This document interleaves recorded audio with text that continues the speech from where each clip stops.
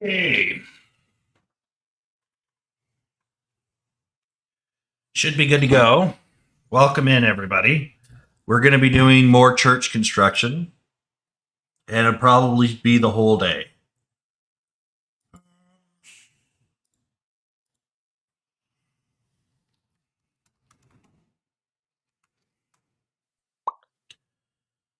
Yeah, so what do we have here to do?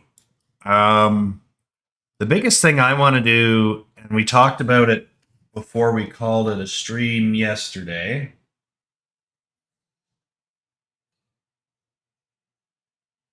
is I wanted to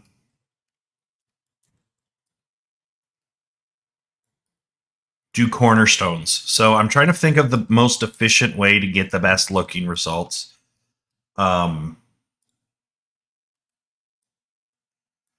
right now,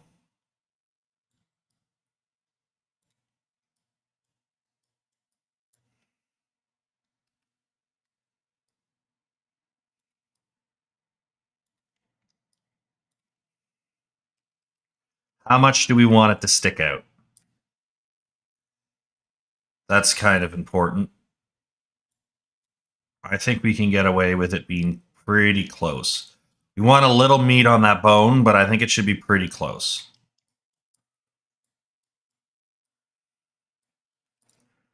And we want to, you can see also, just quickly, I made some pillars on the inside, but I want to do cornerstones and buttresses today. And then we'll look at maybe adding whitewash or tiling on the roofing. There's a whole bunch of stuff that still needs to be done with this, but I want to look at this and go, is that how much we want? I'm going to say no. I'm going to say we want this to be a little slimmer. Actually, let's take that to here for now.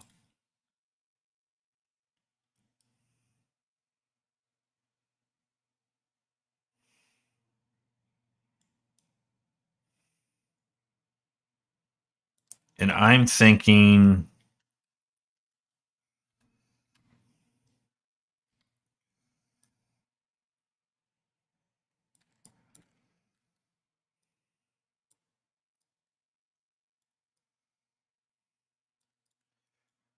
that's an appropriate amount of trim.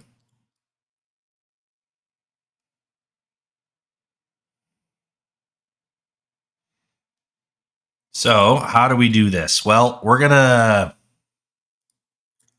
come over here and here. We should be safe to delete this. We're not going to see that. And then we can come over here.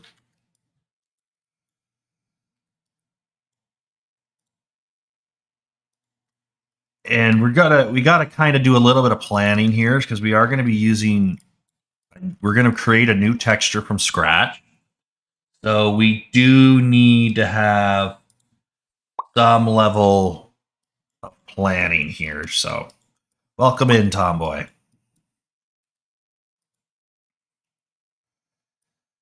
We're going to take this down.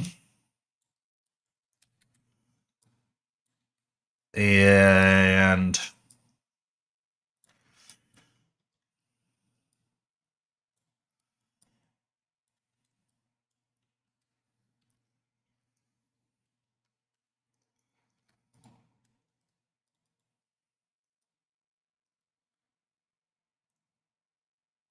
we're going to bevel this.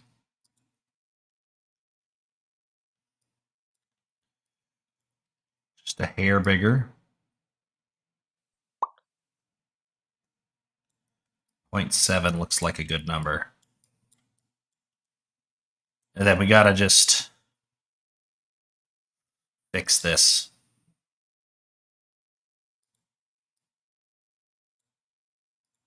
By doing that,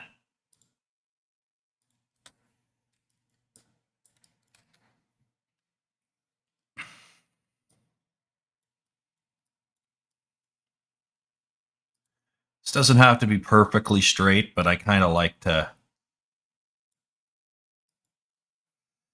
make it look presentable. Okay, so we have this. We have to unwrap it. So what I'm going to do here is I don't really give two dog shits about this area here because it's not going to be visible.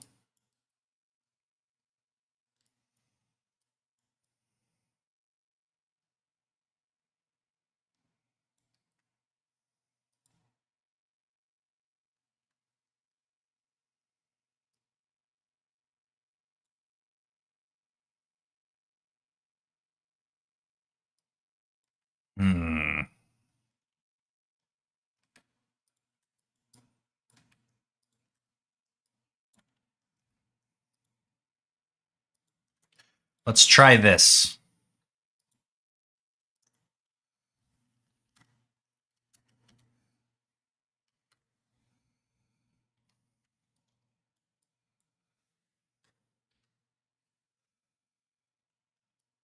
Okay, so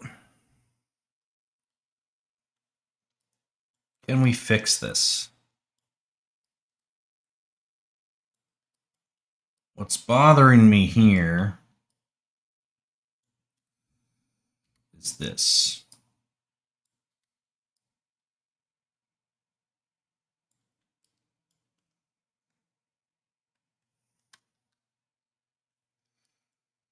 Can I straighten this out?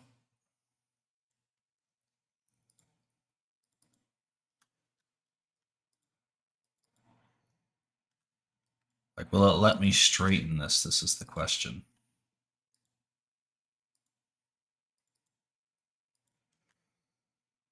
UV, modify.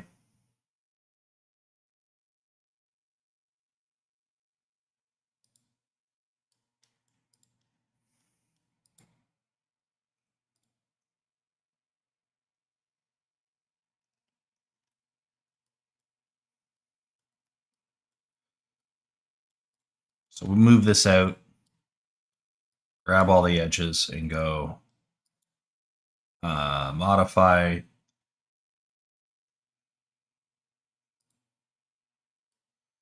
That worked a little bit, but not very much.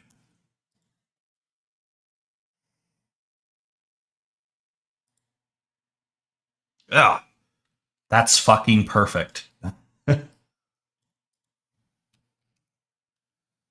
Okay. We should be able to duplicate this. I don't know if it matters if we flip it or not, but we're just going to flip it. We should be able to delete the history on this.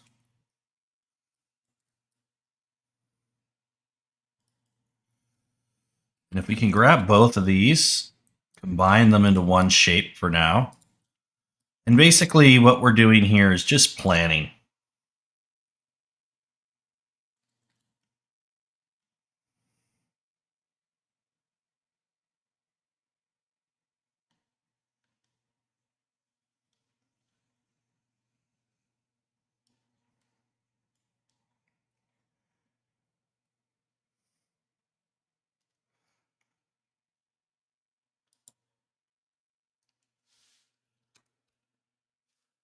There.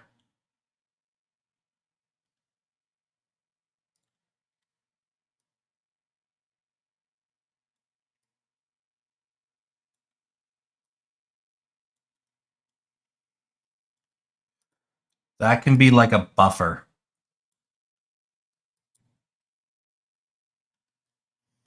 Let's shrink this in.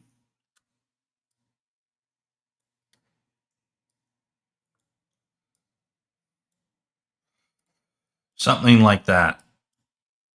And so that's kind of roughly what our texture layout should look like.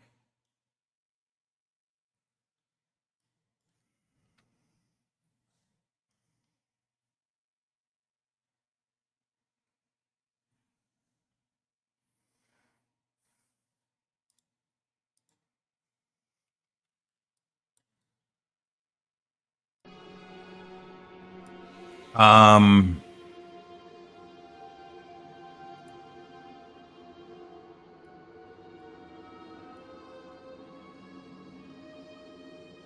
know what? Let's take this.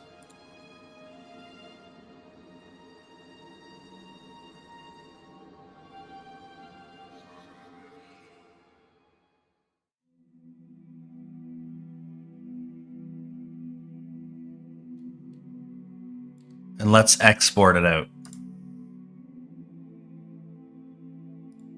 What we want to do here, we're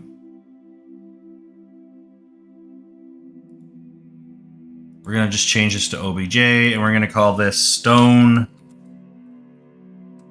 corner stone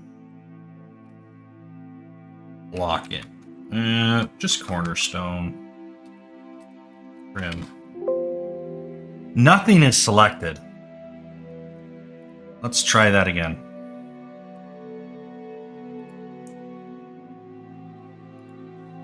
Corner.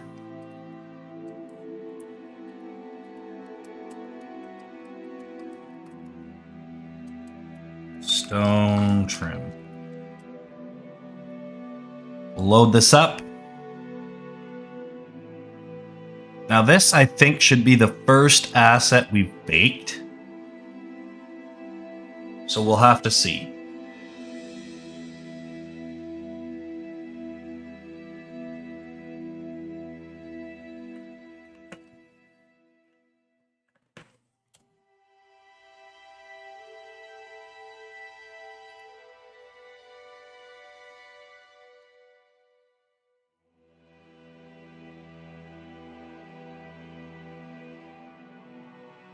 Yeah, this will be our first asset we baked for the church, so we'll just start a new file.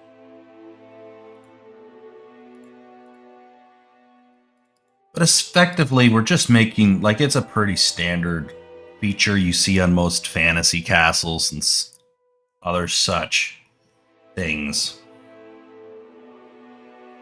So we're not doing anything too crazy. I just need to find that stone wall, cornerstone.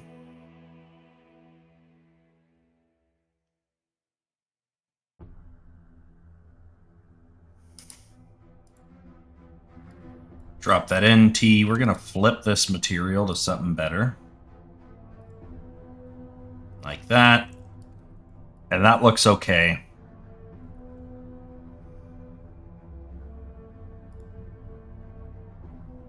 Should just be able to Z-remesh this. We're going to change this to about 50. Close enough. We're just going to start with one side, and then we'll work our way around here. So we kind of want to just lock an area in. Maybe we'll start with clay tubes. We'll turn off our auto masking. Right there.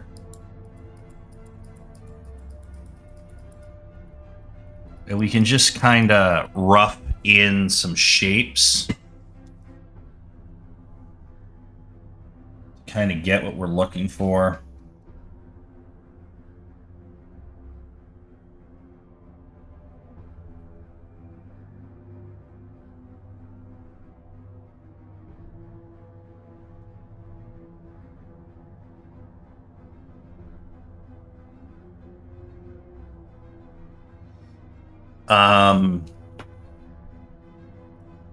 I don't really care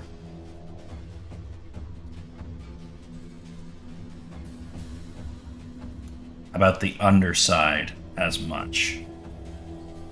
To get this fleshed out, maybe a bit up here. But I don't know if I give a shit about what's going on around that.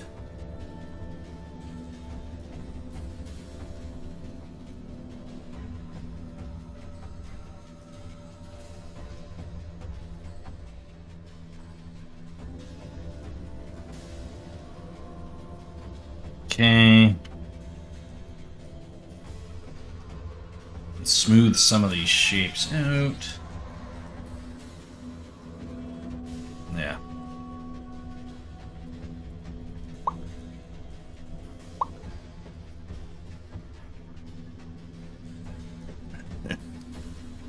Wonder what that math question will be.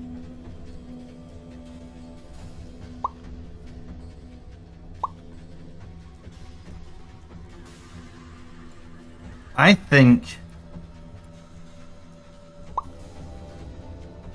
when it comes to architecture, there's very few things that can rival a church. They're some of the most beautiful buildings ever constructed.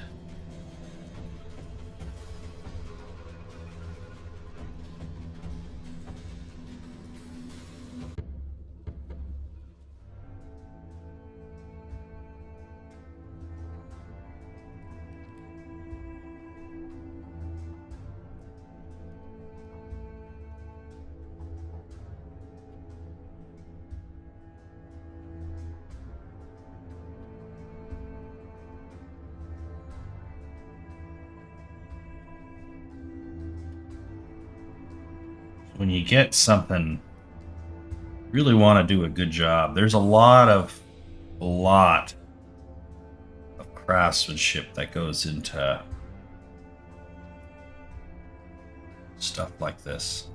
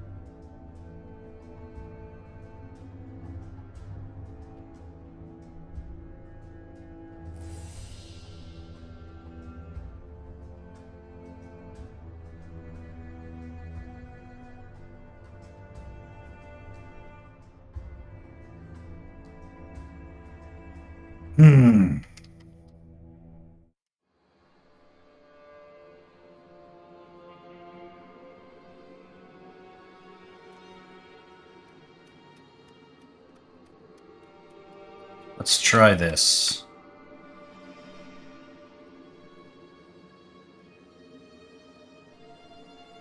This might be a good strategy here.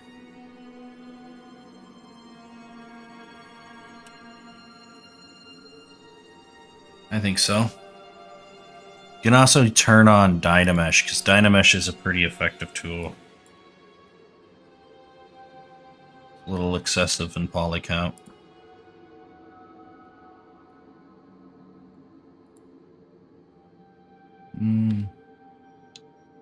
Change this to 200.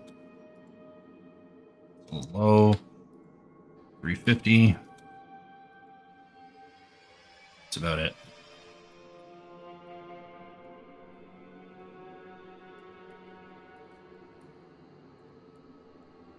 Then we can just kind of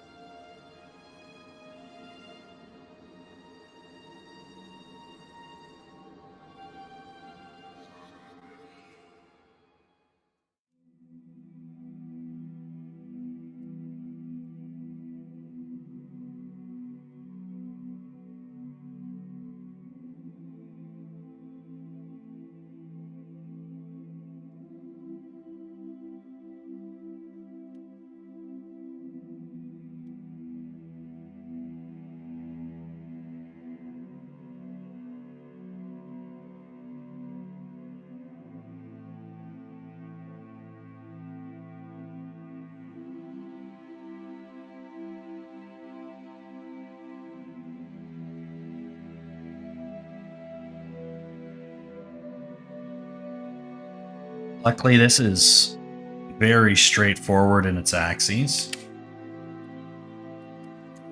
So it's very easy to predict and move stuff around.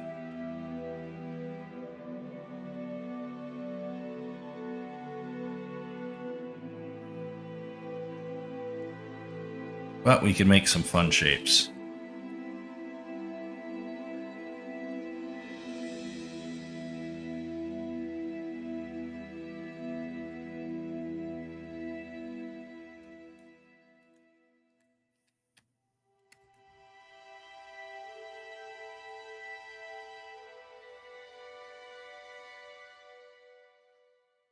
Nice chiseled stone there.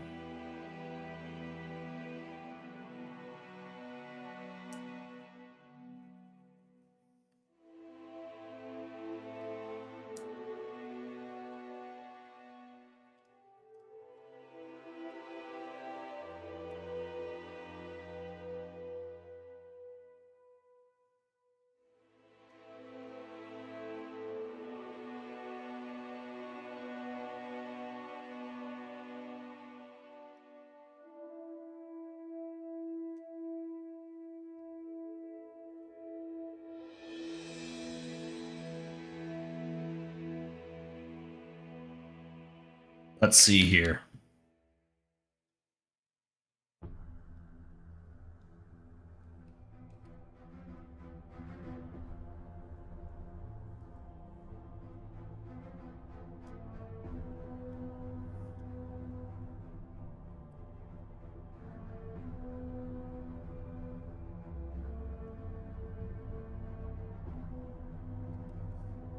But yeah, we're gonna be doing this today and a couple of other things that should be pretty fun. Future plans for the game. I'm thinking about once we get this church area done, we'll be able to use a lot of those assets for other church buildings that we'll be putting into the game for later build for level 4. But we have a couple things we could look at. We could look at maybe making the water work,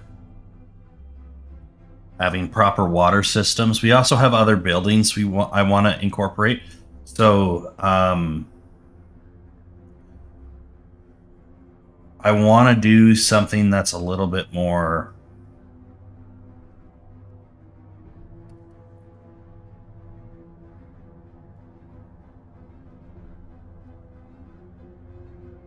sort of rounded in its shape for housing. It's a little bit more domed instead of the just always kind of square houses that we have here. Make something a little bit more interesting.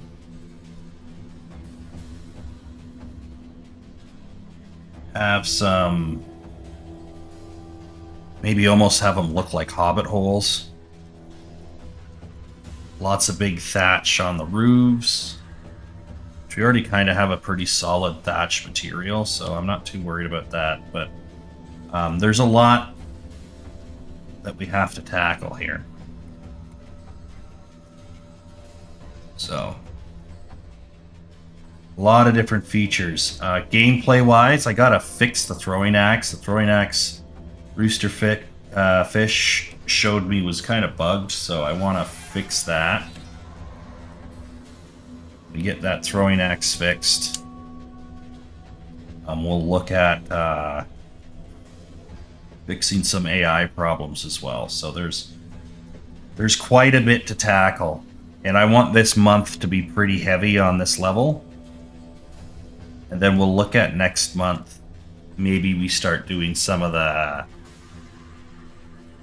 priory level and get that kind of sorted out.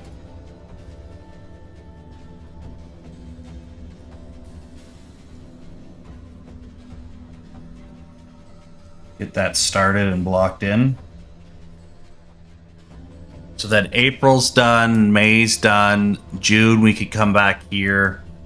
And we kind of want to just kind of maybe rock back and forth until we get them both into like really nice spots. That could be really cool.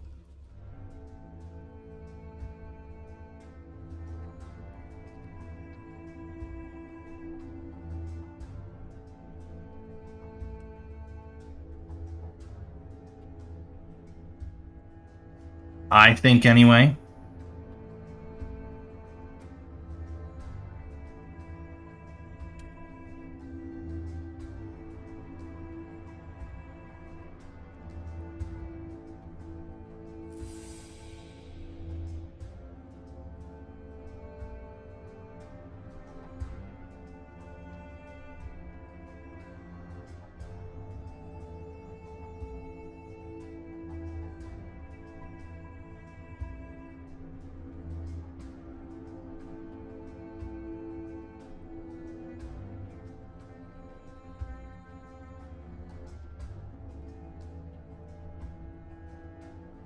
Yeah, lots to do today.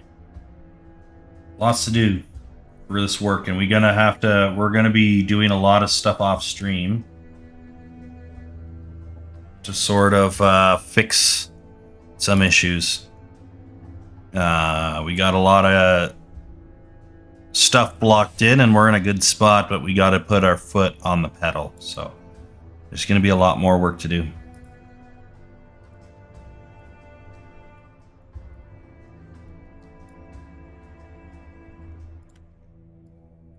There we go. Looking good, looking good.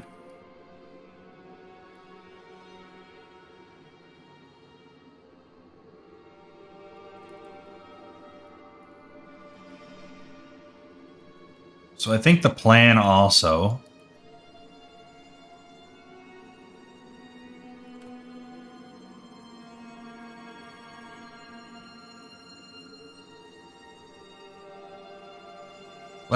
let's try and speed this up. So we'll say there's a brick there.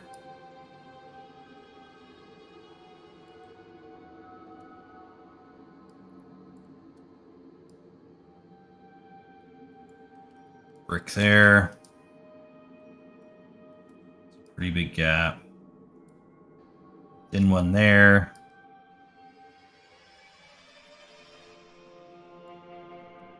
Thicker one there. It shouldn't have to be like perfectly even.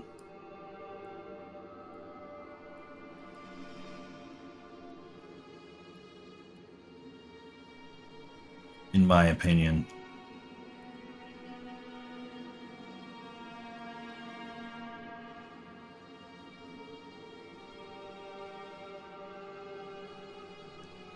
So we can come over here.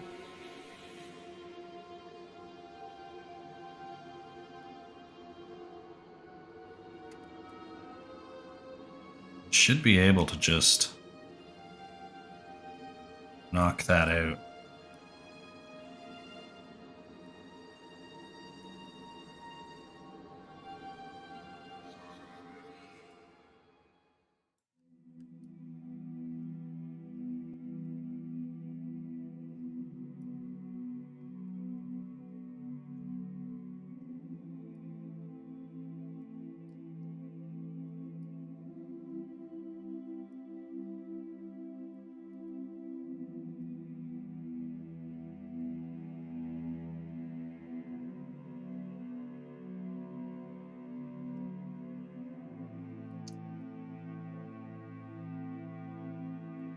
You know what? That won't work.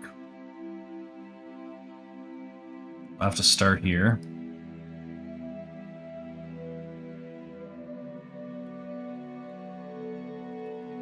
Push that out.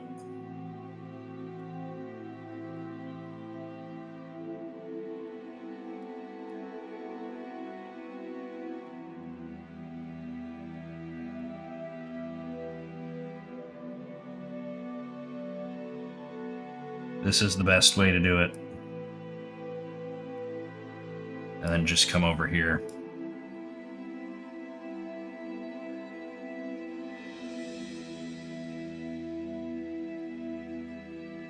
Push these out.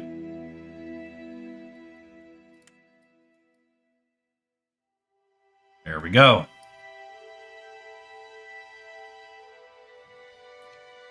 We should be able to just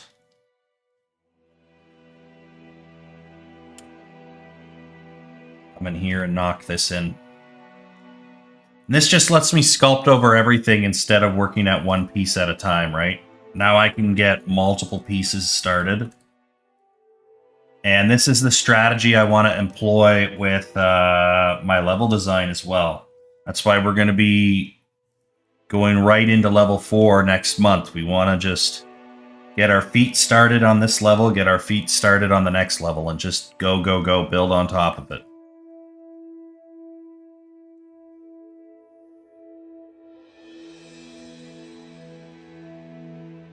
It's a really thin frickin' stone. I don't like that.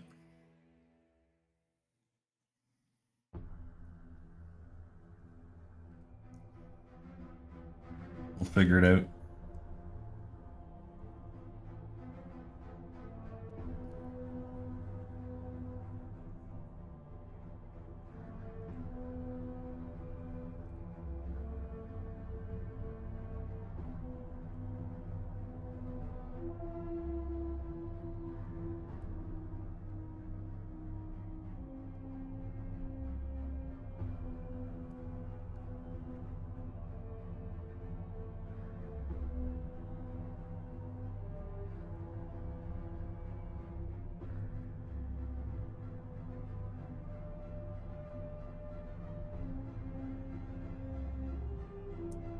You can see we're making a lot more progress going like this. So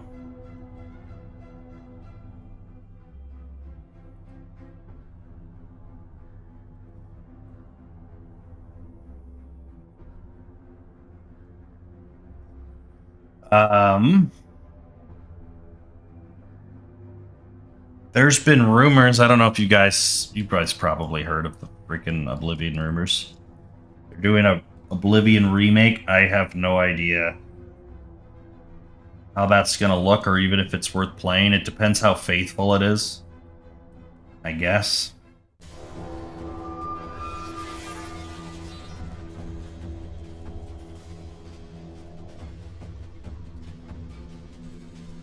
Yeah, I have no idea how that's gonna pan out. But Oblivion is the game that got me into Elder Scrolls. I think I like Skyrim better than Oblivion. Most people like Oblivion better than Skyrim, but I think Skyrim's world was better. Oblivion was very samey. But maybe the remake addresses some fundamental issues with Oblivion. I don't know. I know as a person who worked on the Oblivion, like the Sky Oblivion remake, a lot of people die on the hill that Oblivion is the better of the two games.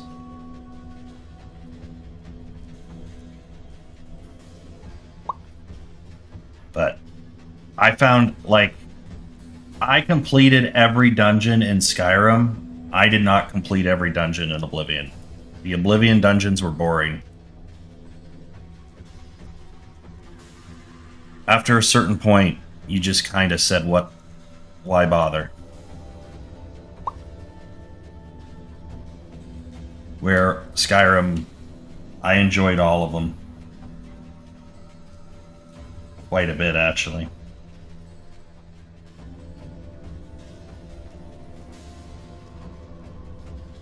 But I think the Oblivion stories were, like, the guild quests were better in Oblivion. I'll give them that much. Like, the Mages Guild was really good in Oblivion, and Skyrim it was pretty terrible. The only quest that I liked in Skyrim for the faction quests is probably the Dark Brotherhood.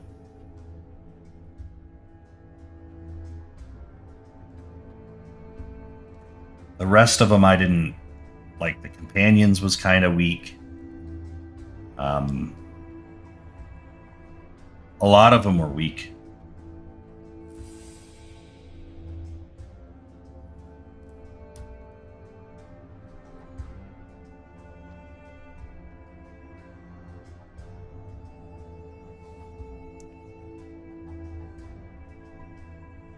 Skyrim definitely had better gameplay, but I mean, not by a lot, though.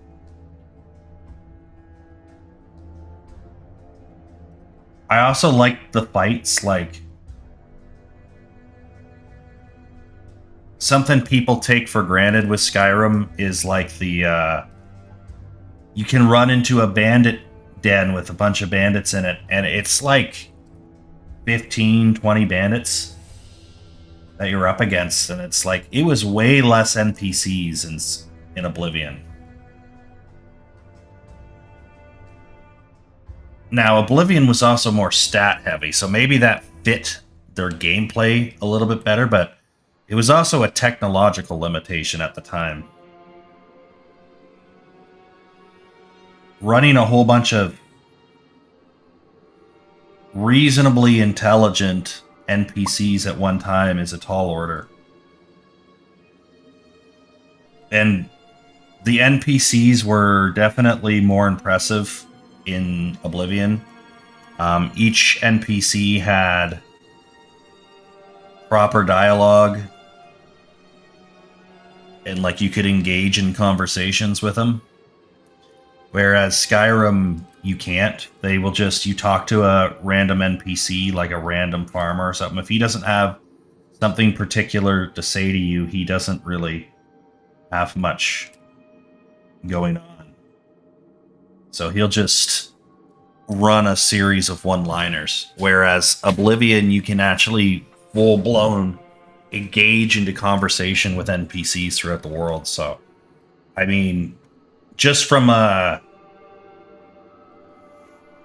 like a computing standpoint, Oblivion is saving, or Skyrim is saving a lot of compute power, not having that code hardwired into every single NPC that's in the game. So it's probably a lot more efficient for how Skyrim handled those NPCs, which is why they can probably handle more on screen at once, because they're not constantly loading in all that information and all those dialogue features. But like, you have these giant epic battles in Oblivion, and it's like frickin' 13 people. It's like frickin' big team battle Halo matches had more frickin' going on. But there was elements of really cool stuff in Oblivion.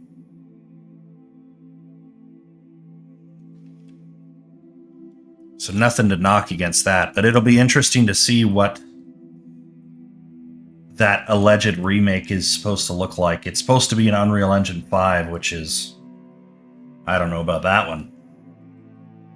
But, I mean, so many people are ragged on Creation Engine.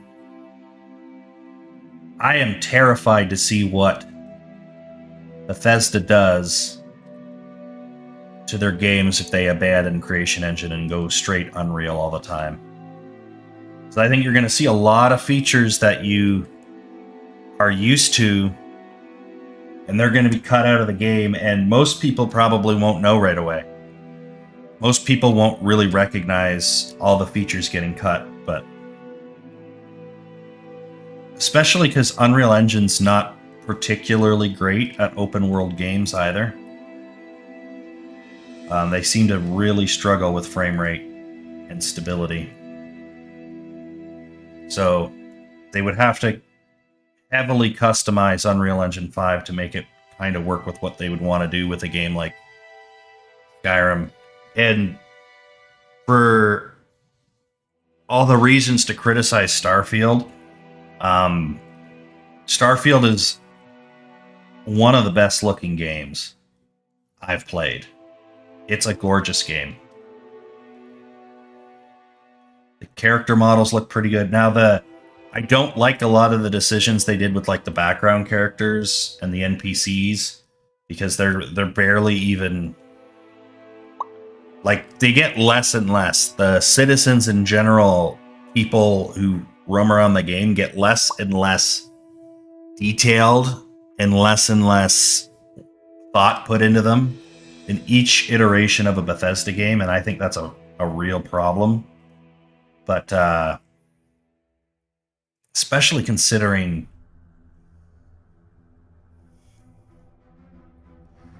just how lazy it looks. But from a graphical standpoint,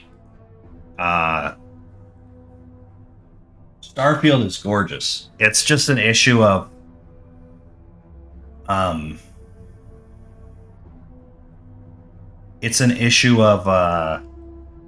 loading screens, in my opinion. They got to fix the loading screen issue with Elder Scrolls. If people play an Elder Scrolls game and it's non-stop loading screens, they're going to get absolutely destroyed critically. The reception's just going to be too awful.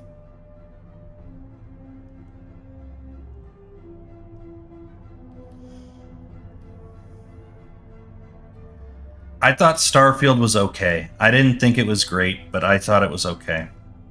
There were some great elements, like going to a planet and you just see giant frickin' rings going around it was really cool. The story twist was okay. I didn't hate the story.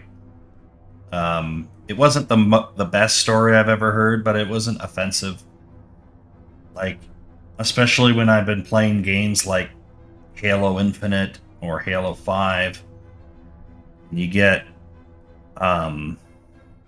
stuff that just feels really bad.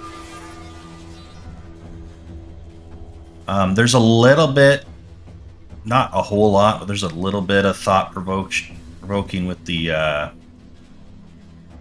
mystery man. I can't remember what his name was, but you realize there's a bunch of people on both different sides trying to kind of guide you one way or the other. And then the dialogue changes in New Game Plus, because now they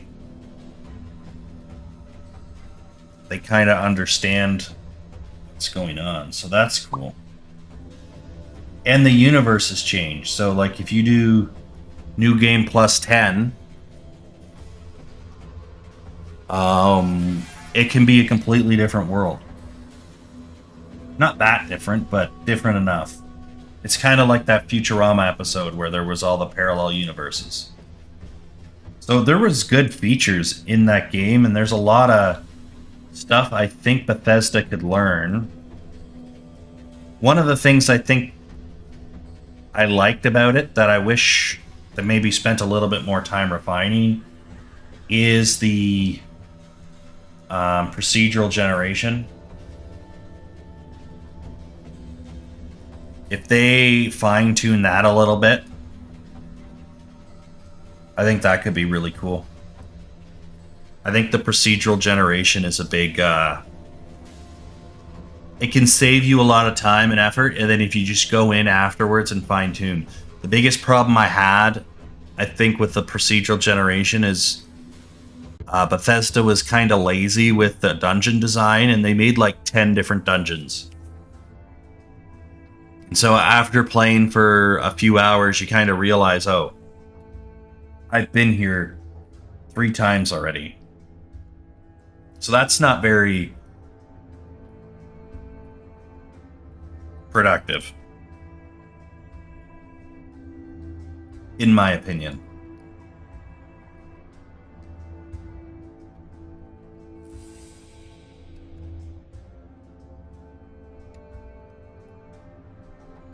But there's good things in there that they could learn and apply.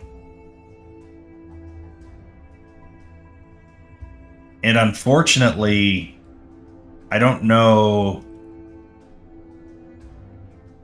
what they're going to do, because I think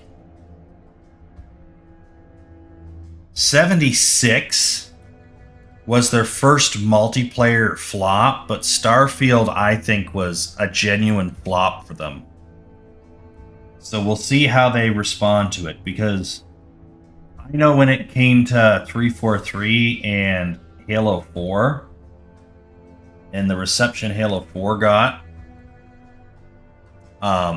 343 pretty much went in there and said, okay, we got to reinvent the wheel. And then they've been in a perpetual cycle of trying to reinvent the wheel every time.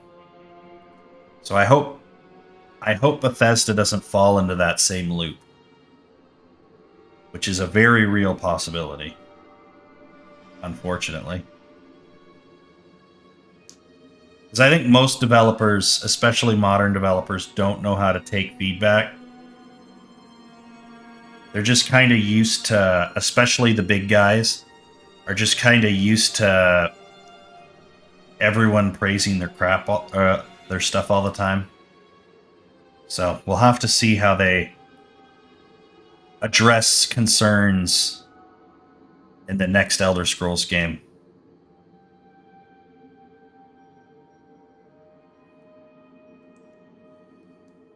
But we'll have to see also what the Oblivion remake looks like.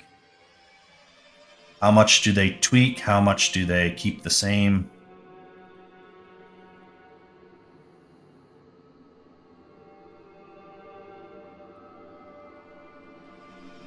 Unreal Engine 5 is a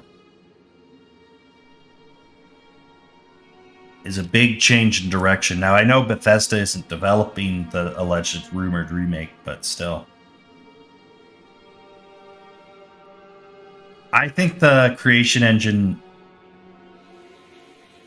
is not the big bane of existence that everyone thinks it is. I think a lot of people put too much emphasis on game engines.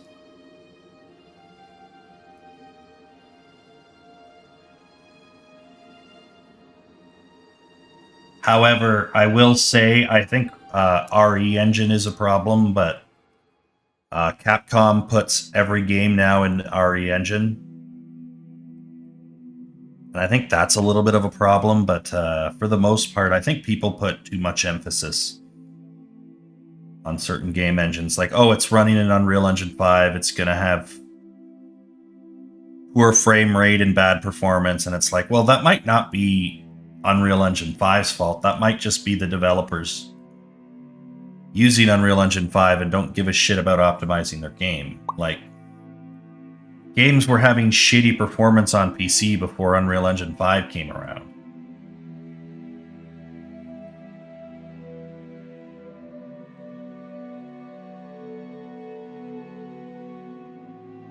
But everyone wants to jump on that bandwagon. There's a YouTuber that came out, and I shared a couple videos with Tyrion, who does... Him and Better Days, I think, do Unreal Engine 5 or Unreal Engine 4. They do Unreal Engine. And they're like, he's right on a couple of things, but he's wrong on quite a bit too. Like, he's not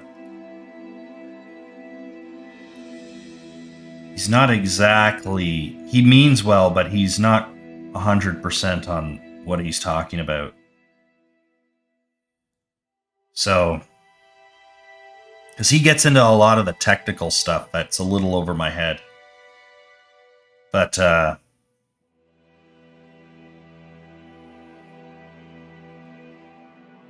yeah, I think Unreal Engine 5 is not the issue so much as the developers utilizing it and just using cheap and lazy optimization techniques to kind of cut corners. And part of that's because of deadlines and stuff too, but sometimes you don't have an option but to cut corners. But yeah, I don't think it's as big of an engine issue so much as it's a developer issue.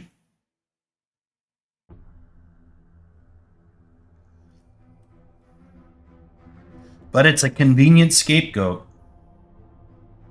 Yeah, I don't want to see Elder Scrolls 6 in Unreal Engine. I want to see Elder Scrolls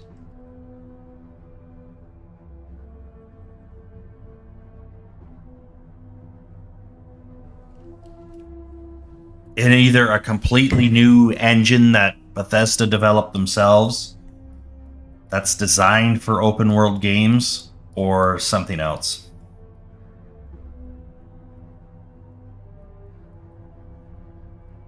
I don't even know if there's a good quote-unquote open world engine out there, to be honest.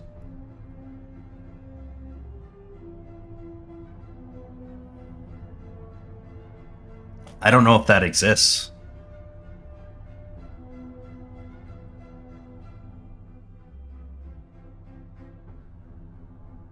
Yeah, few actual places to visit. That's the biggest gripe.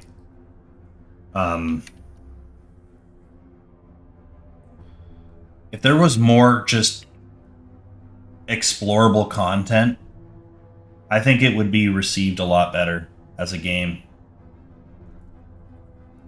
Because the dungeons that they did make are actually pretty well designed. They loop really nicely together. They have nice little like vents and alternate pathways, multiple ways to approach it. So there's replayability in those dungeons, but you can only replay them so many times before you've explored them to death. So there's only so much you can do.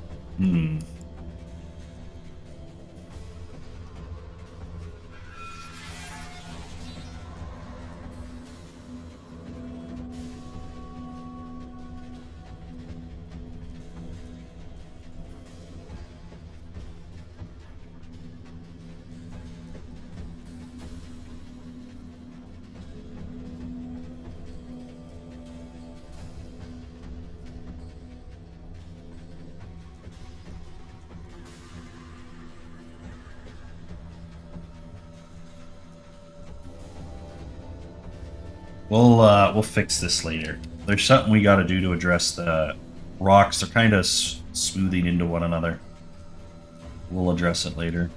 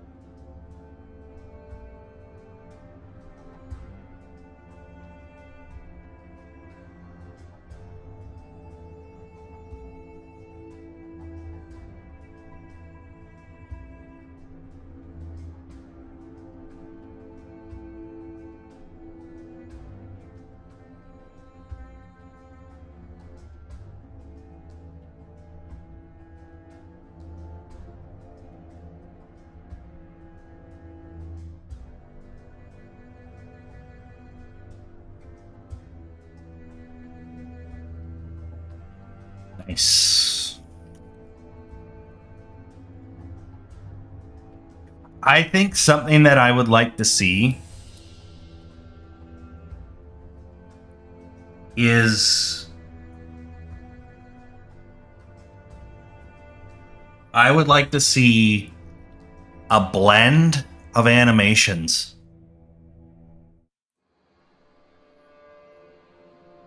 So instead of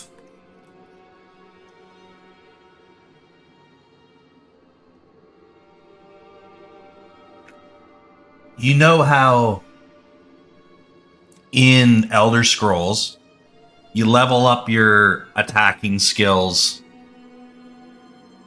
level, I don't know, you start at like level 20 or something like that, and you go to level 100, and that's your max skill. And you have various different perks, so like your You get damage bonuses. You can unlock special attacks. So if you hold your power attack and you move in a certain direction, you typically learn a certain technique. So both Oblivion and Skyrim have something like that. Like if you're walking backwards and then you hold the power attack button, you'll do a back spin attack. You do forward, it kind of becomes like a lunge attack. All those different techniques. I would like to see the animation set change. So when you're level 20, you kind of swing like if you had a long sword or a great sword. You swing that thing like a baseball bat, and you're very cumbersome and clumsy. But as you get to level 100, you have perfect technique. And so your animations are a lot faster, and the attacks look more like something that you would see in a professional swordsman. And then what you would do is, as you level up, through like a blending kind of code in the animation, you gradually improve your animation to that master technique while you practice and while you get better with that weapon. I think that would be the absolute best. Like, that would be the perfect feature for that kind of a game.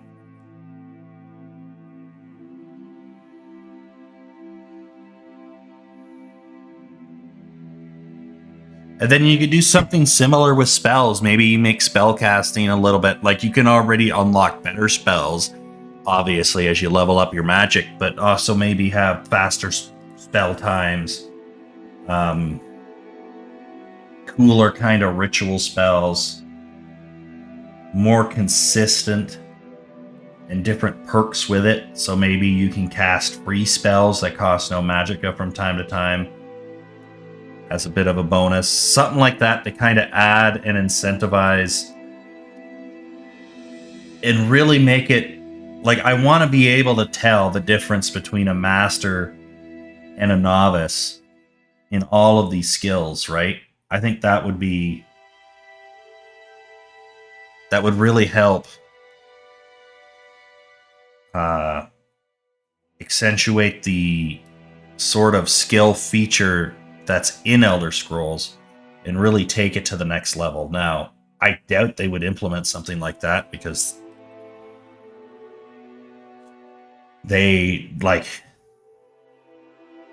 I don't think they care that much, to be honest, but it would be really cool if they could.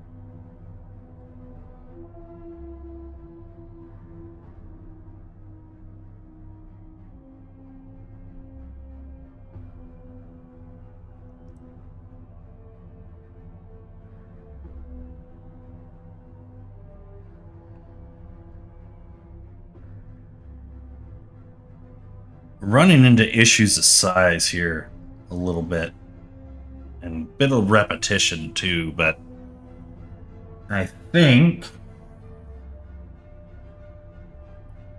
for the most part it looks okay. We'll see when we get it finished, but we're close.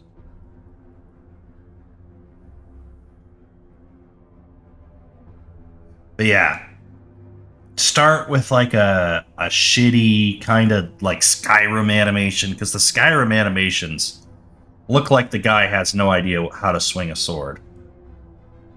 He's never swung a weapon before in his freaking life. Whoever decided that's how we're gonna do the animations for Skyrim, I don't know what they were thinking.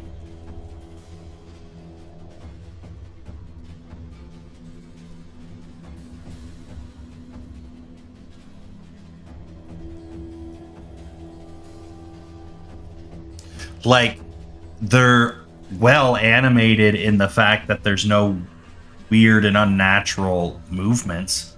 It's more the design choice of having a clumsy, sort of incompetent wielding animation style that just makes it look like these people have never swung a weapon before in their lives.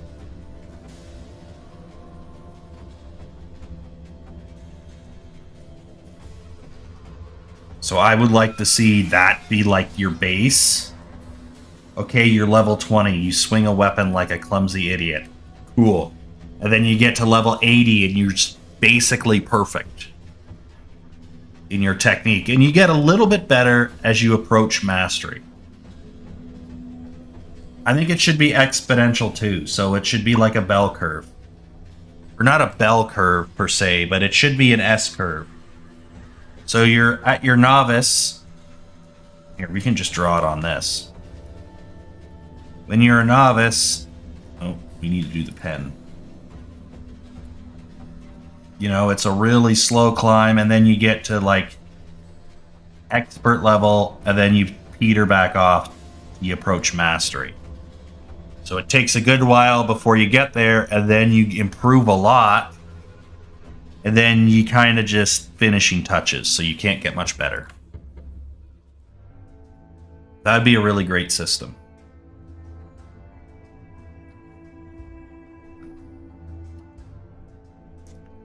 Maybe if I go right into a shooter in my next game and I get that shooter done, and Elder Scrolls still sucks farts, I'll make my own frickin' RPG. We'll go full-blown RPG with proper combat mechanics, utilizing this animation feature.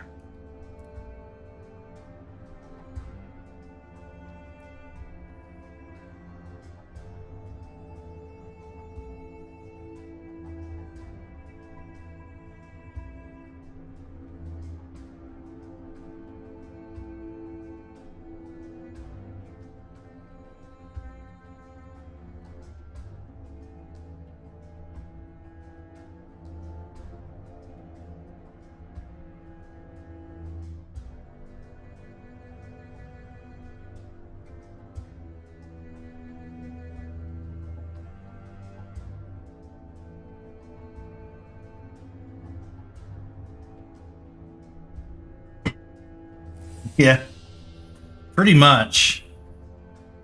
And they swing great swords like they're batting for the White Sox or something. Like, it's just, who would ever swing a sword like they swing swords? Like, they don't even have their hands on the grip correctly. And I had a long sword for a bit. I don't do any formal training with it.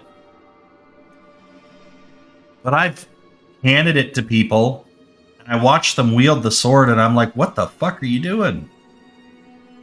Because the best way to hold a long sword, especially one like the one I have, is hand tight up on the grip and hand on the pommel, or just before the pommel. You want the maximum leverage on the handle so you can get the most speed out of it. If your hands are right close to each other and you got half a foot of handle hanging out the bottom of your hand, you're just not utilizing the weapon. Like, maybe there's instances where that kind of a grip is necessary, but generally speaking, you want to get the most leverage out of that bad boy so you can whip it.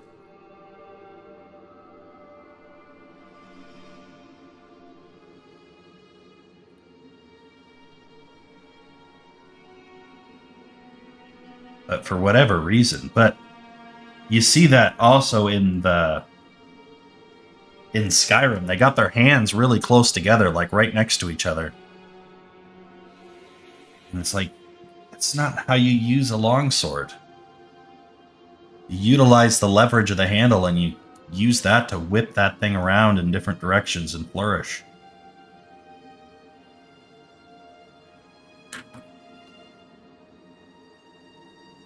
It's not baseball. All right, we're going to switch to Damien Standard, which is a nice little cutting tool. Should be able to just come in here and knock this in. You don't need to be perfectly straight.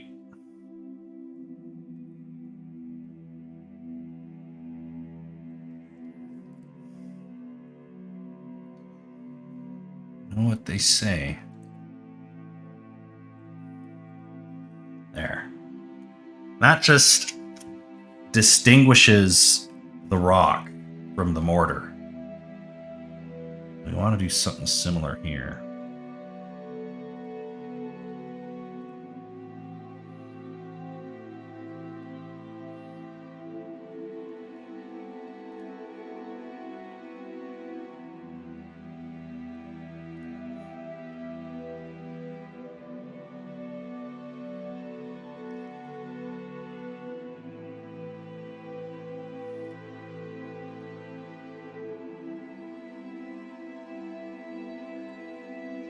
Did you ever play, Tomboy, you ever play the Baldur's Gate games?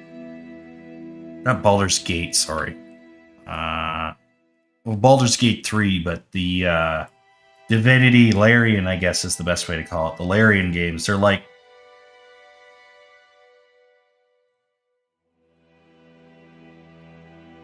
CRPG, I guess is the best way to call them, the computer RPG. They, turn-based attack mode.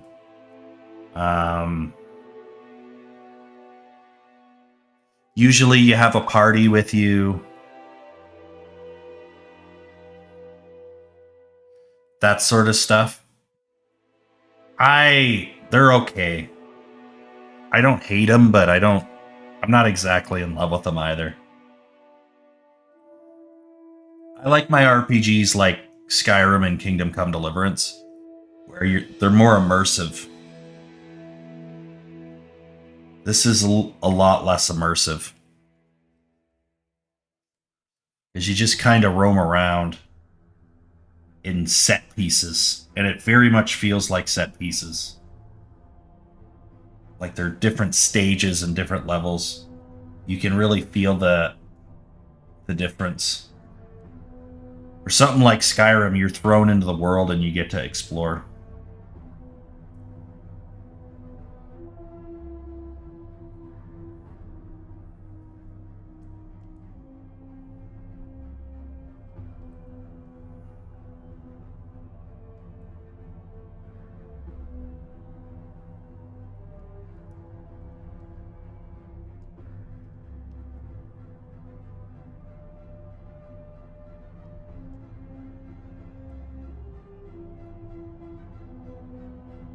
That looks pretty good.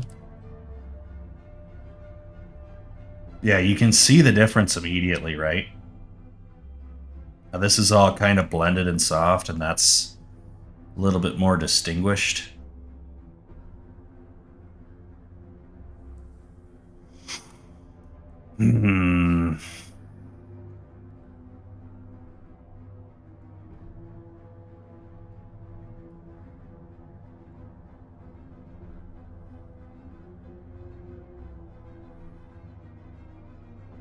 What I think I'm going to do is we're going to make this pretty, then we're going to duplicate it and modify it so that they're different.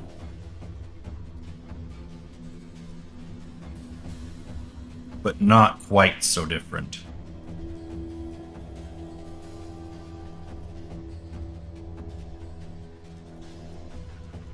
I think that'll be the winning strategy here, because I do want to get this done at a reasonable time so that we can do other things this stream, not just have this hijack everything. Though I do like a nice sculpt. Can be a little bit dry. Never played them. Yeah, they're okay. They're not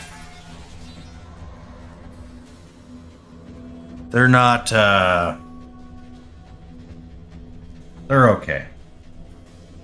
If you've played the Dragon Age games, they're very similar to Dragon Age. They're a little bit more tactically focused. So they're not going to let you get away with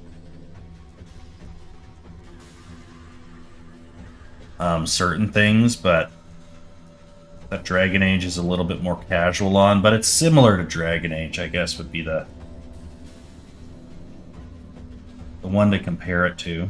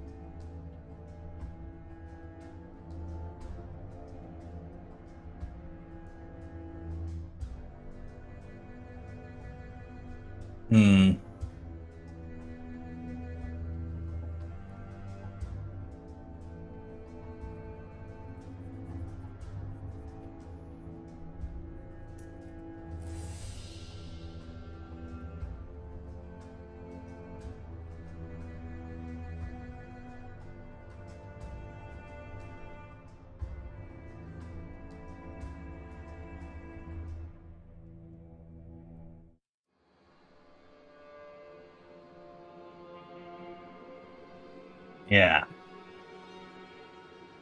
This thing is very tedious. Just requires a lot of back and forth and a lot of repetition.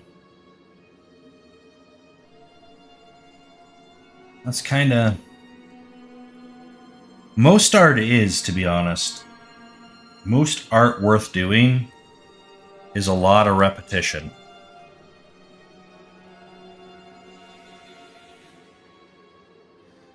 The biggest satisfaction that comes out of art is the end result.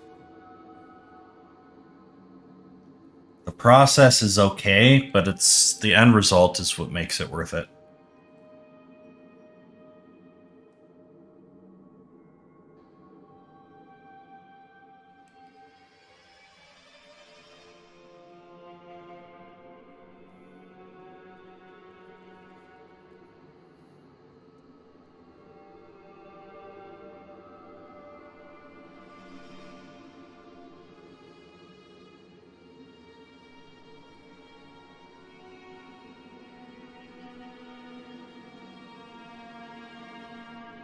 When we get this added, it's going to add so much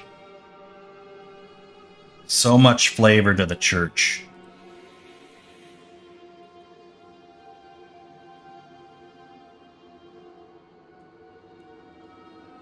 We're going to do also an alternate stone wall for other churches. We're going to just use the one we have already for this church, but yeah, we're going to really make this be quite versatile.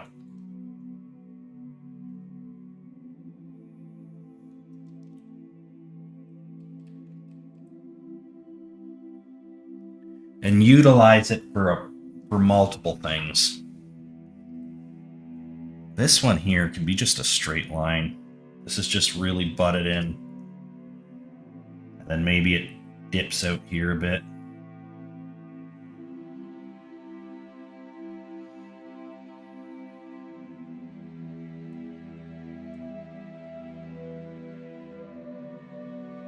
Sometimes this brush just doesn't act nice.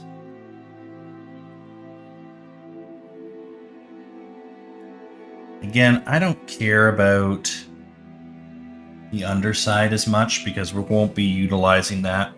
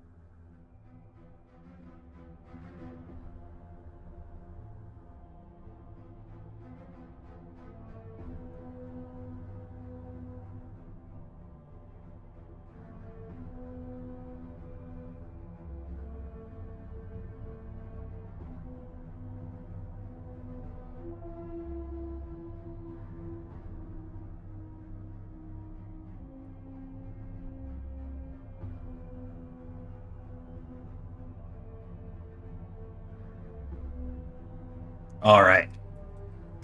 Yeah, like I said, let's get rid of this. I don't want to see this.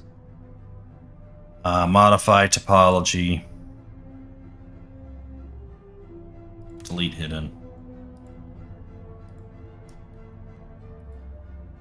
Okay, so we're going to divide this again. This time we're going to duplicate this.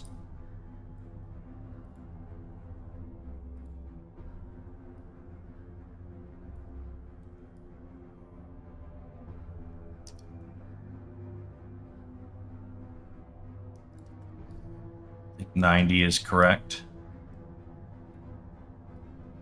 Just do that. Then we can just come in here and tweak this.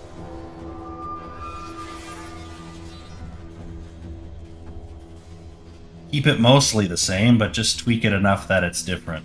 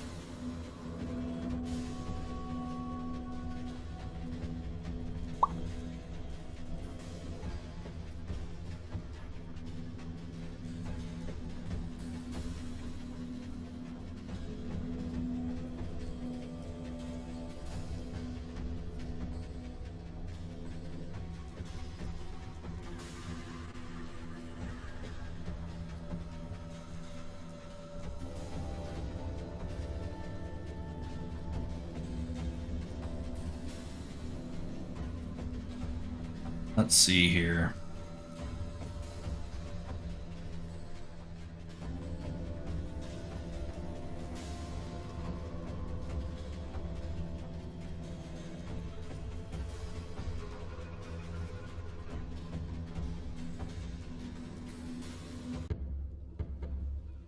Get that in.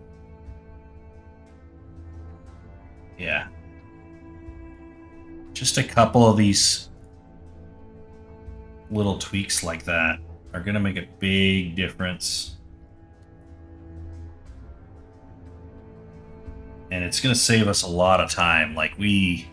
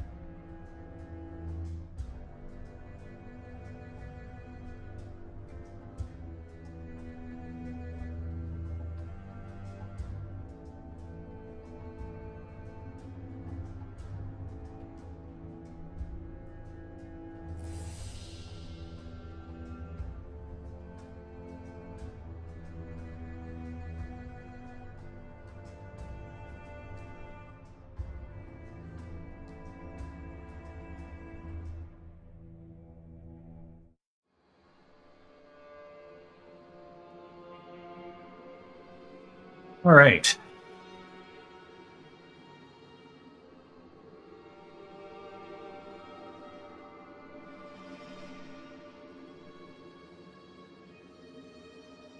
Let's try and get this polished.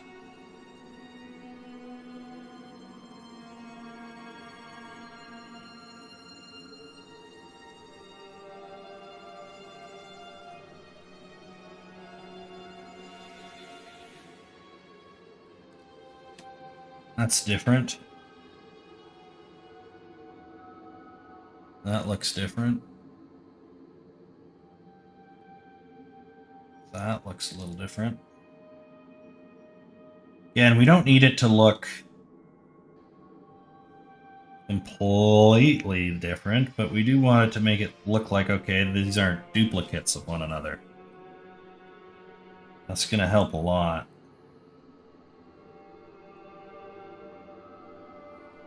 This is one of the oldest techniques in pretty much any type of art, is the copy paste, and then it's like cheating in your homework. You want to plagiarize, but just make sure you change it enough that the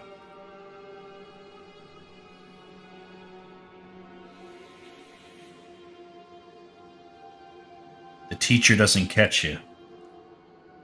Except in this case, the person who's teaching it is the player. We just got to make sure the player doesn't know we're cheating.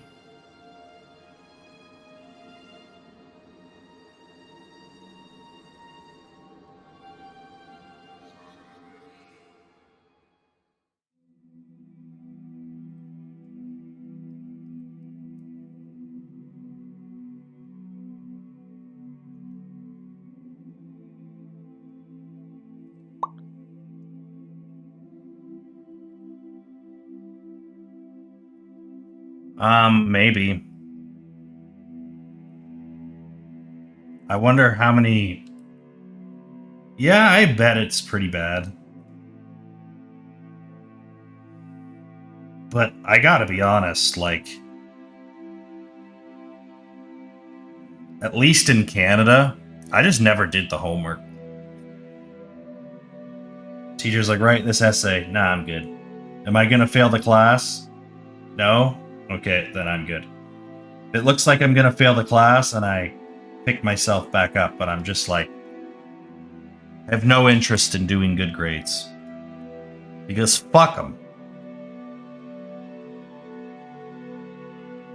The hell do I have to do work for anyway? drag my ass to this fucking school. 6 hours of my fucking day wasted doing bullshit that you never use in your real life. Waste of time. Think of all the years that I could have been doing actual shit that's important and learning real skills instead of sitting in a fucking classroom.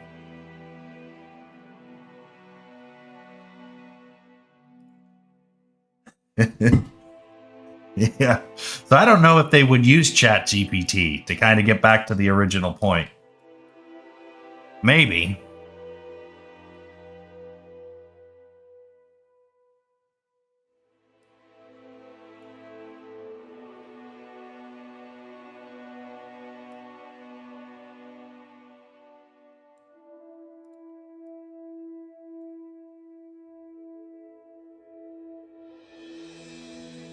I sometimes have dreams about being in school, and I seriously get pissed off when I get like assignments and shit. And I'm like, why the fuck am I worried about fucking assignments? Fuck them. Like, I can feel myself getting angry in my sleep.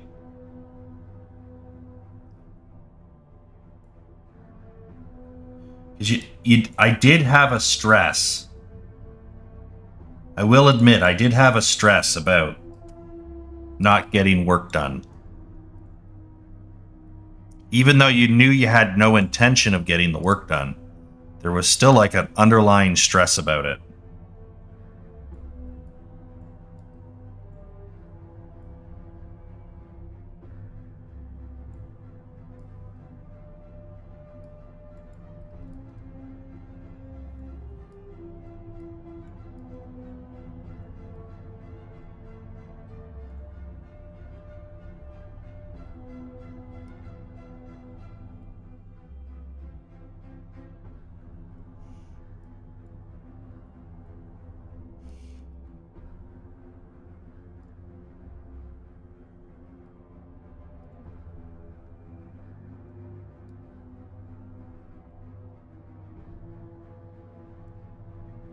This scale doesn't seem completely cracked, so that's good.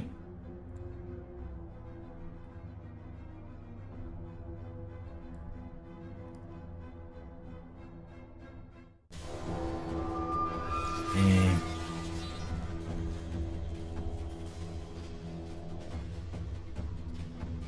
yeah, we're starting to get into some weird territory here.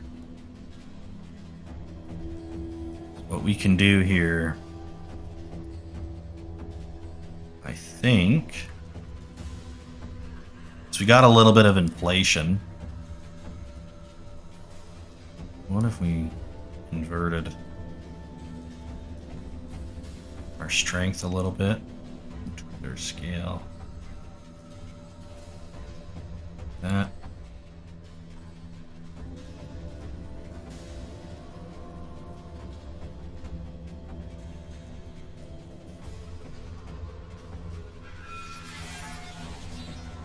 Looks like rock. Problem is we got a lot of stuff pulled in a bunch of different directions here. Curious if we can salvage this.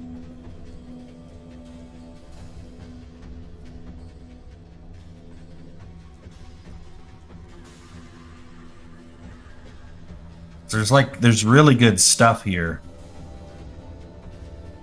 It looks really realistic. It's just we got a lot of ridiculous noise.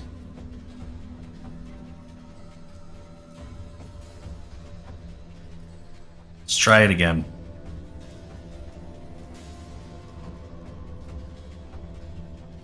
I think we're just too powerful.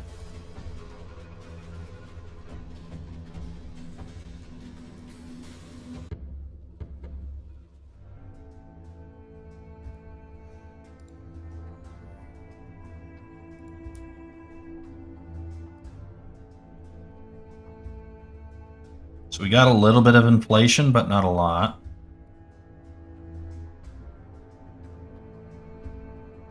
Actually, let's do the other direction first. Let's try deflating first, and then we'll inflate on top of it. So if we tweak this a bit more like that. Just a very slight. Yeah, you can still see we're pulling quite a bit.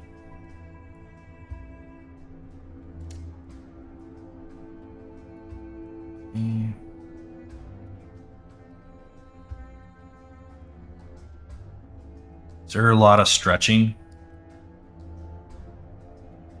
Maybe we just got to go into our Dynamesh and recalibrate it. Dynamesh will go 1032. Yeah, so virtually identical poly count. Should be a little bit easier to use the decimation tool or the surface tool now because there's less vertices that are pulled in weird angles. So it should get a little bit more consistent results. Hypothetically.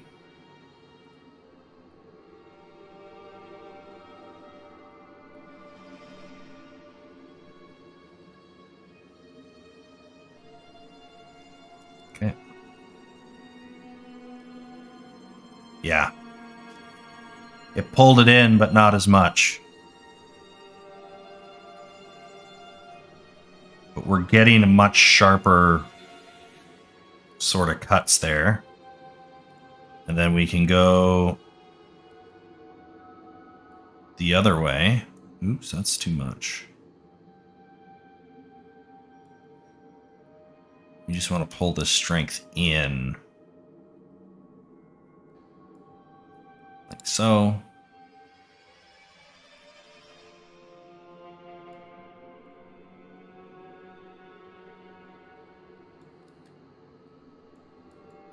Okay, and then we should grab this guy here. And what's really nice about this is an L. So it's front and side, very easy. It's not like some super weird organic shape.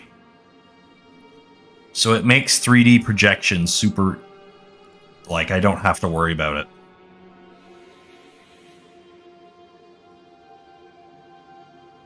Hit apply.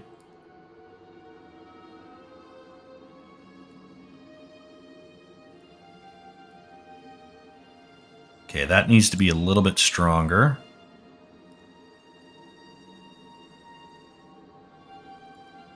About there.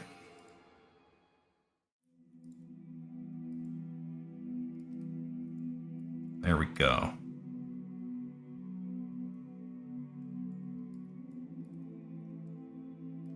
That is effectively the rocks. Yeah, and they look sufficiently different from one another. Okay, so then we can export this out. We're going to put this under textures. This is technically going to be a tile texture. And you'll see why in a minute.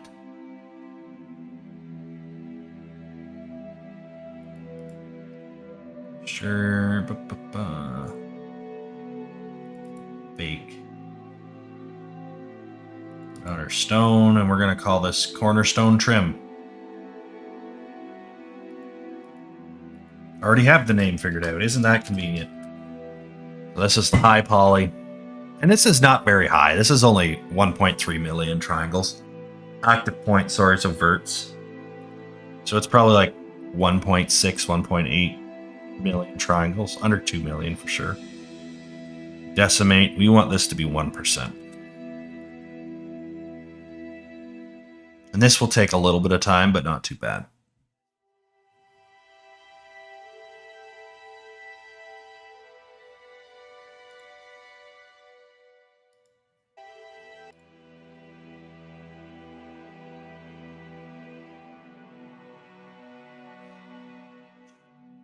Reordering.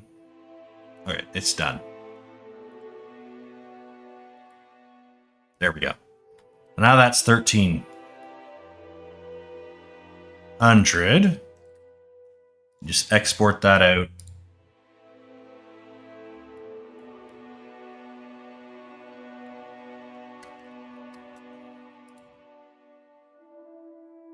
That should be good to go. We want this to kind of look like this. This is what we're hoping to achieve.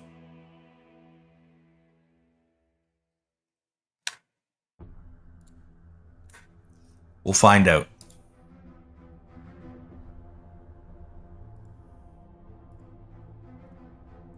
Poly count's going to be kind of low. So we do want to be careful for this.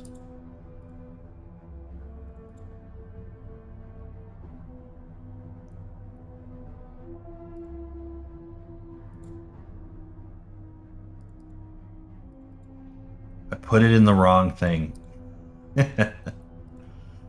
It's fine. We'll fix it later. But yeah, look at how cool that looks. Tell me that doesn't look freaking awesome.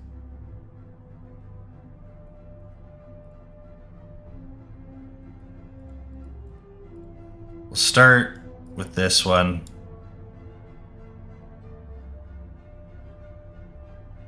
Should be able to just split them. Hide that one for now. And yeah, we're going to be it's going to be pretty low poly. Just because we don't need it to be crazy.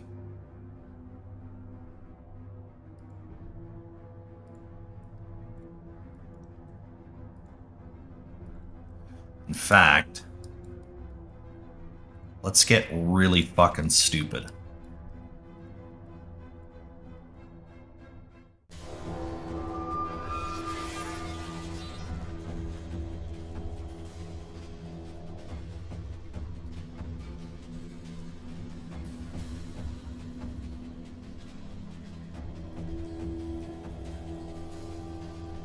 Just have the whole damn thing locked in right there.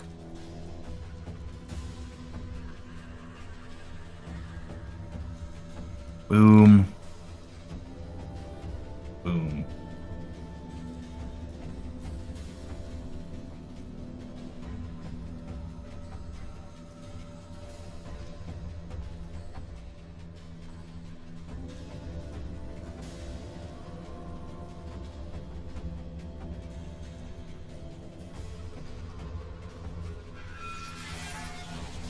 Look at that.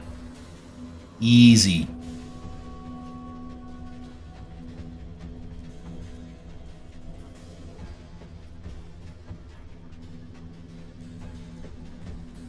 And then, yeah, we're just going to do a little bevel in the corner here.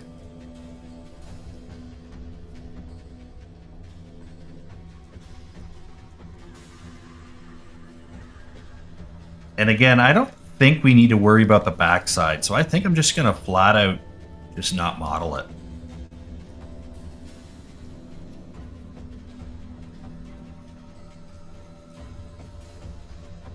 Should be fine just to do that.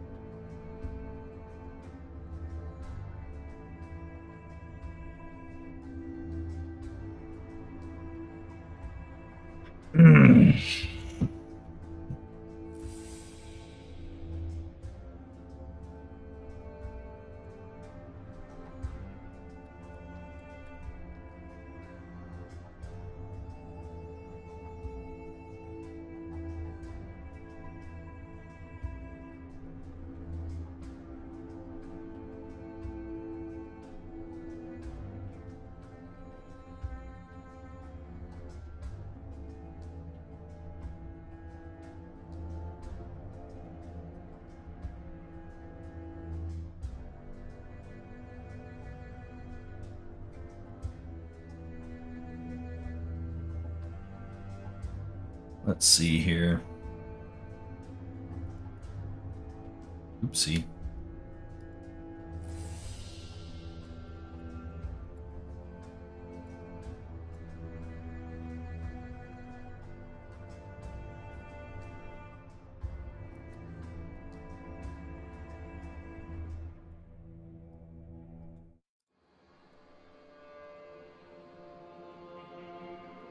I think that's good.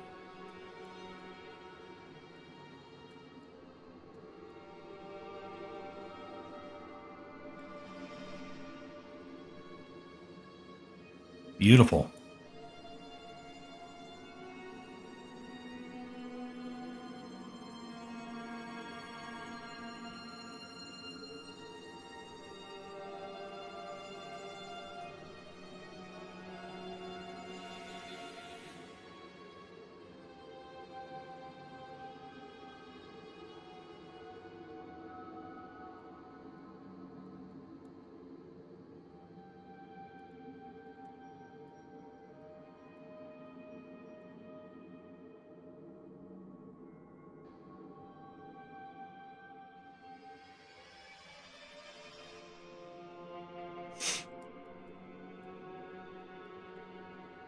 This will pan out really nicely, I think. I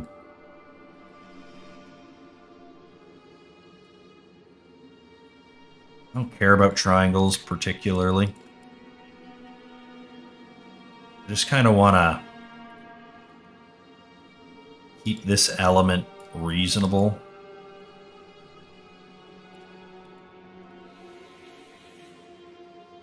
Like that.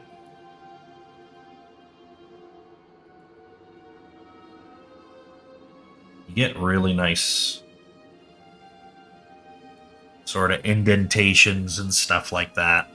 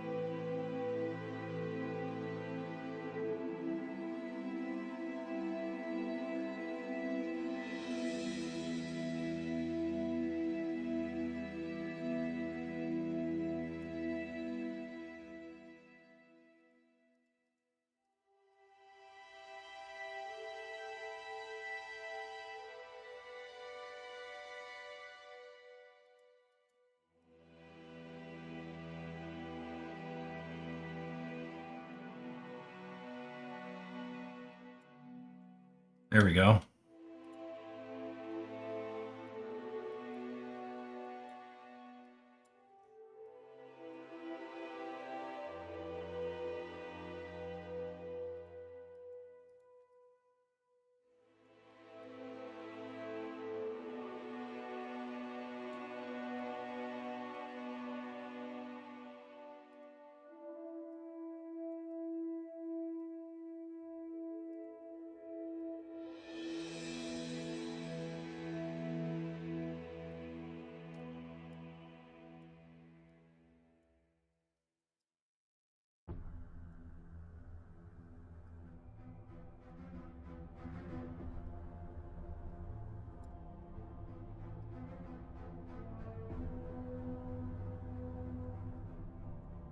That's okay.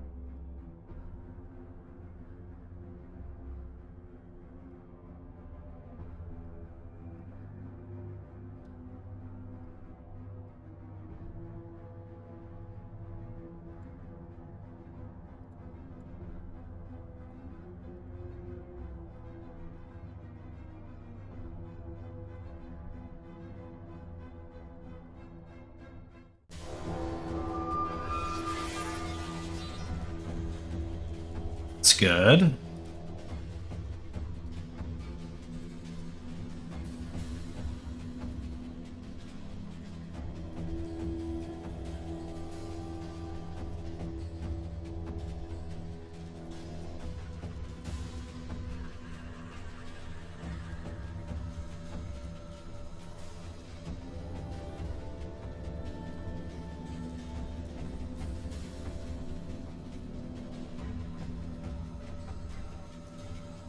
Okay, we want to fill this top in.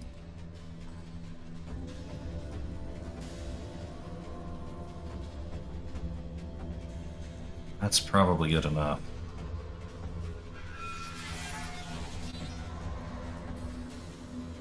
Like that. There we go. Oops. We'll add more detail too, don't worry. We're just, I'm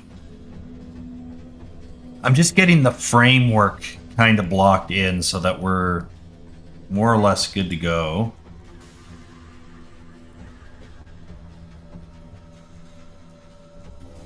So that I can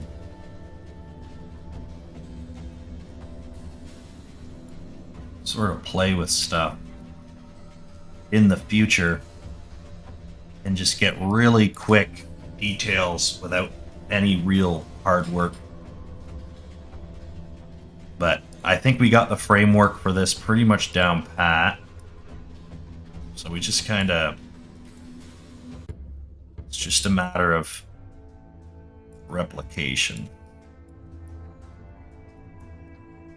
Yeah, that's looking really nice. And again, pretty dramatic downsize in terms of geometry here. It's going to help quite a bit.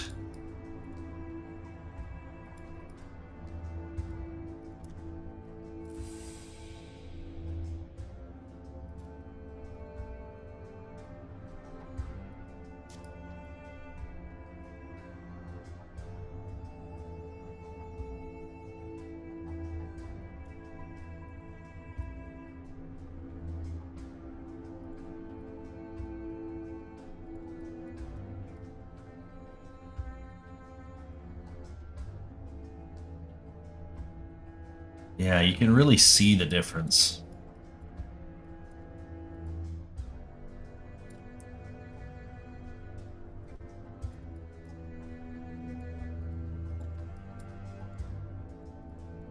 Yeah.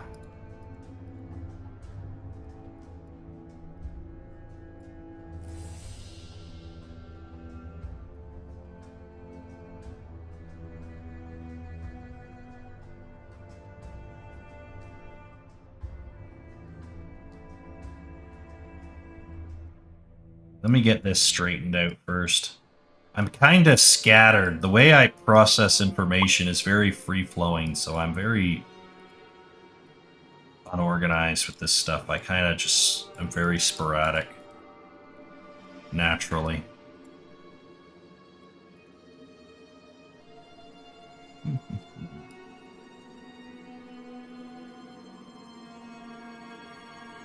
Just want to get this all blocked in. Yeah, you see that? Now I got this. That's just a lot more unnecessary work than I needed to do.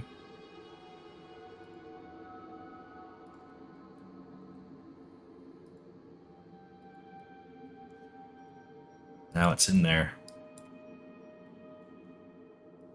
Now we can look at adding stuff here.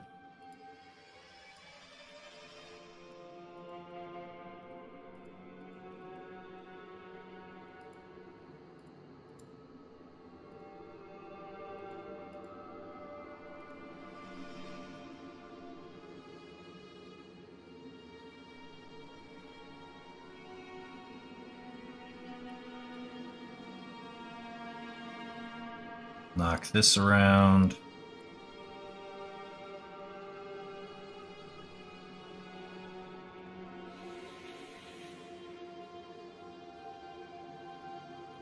Knock that around. This guy here is pretty standard. We could add one in between.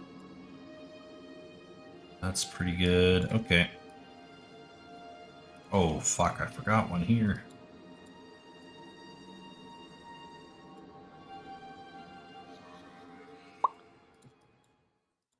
I fucked up. It's over.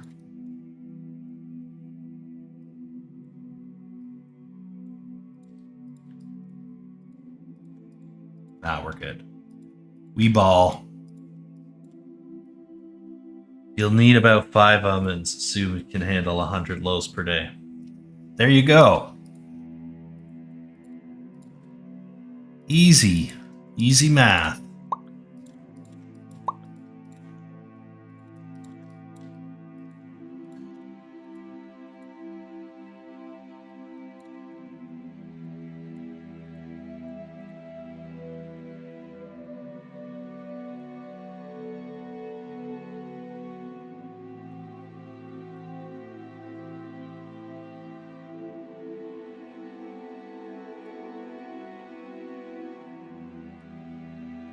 Maybe I just fill this in here.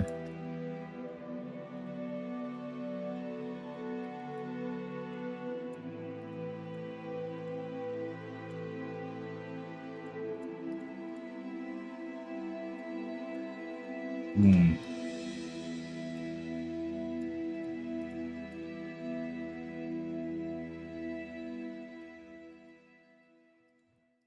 I think we can do the next one in about half the time. I have the technique down. I have the rhythm. I know the rules for the topology of this. So it should be more consistent and faster.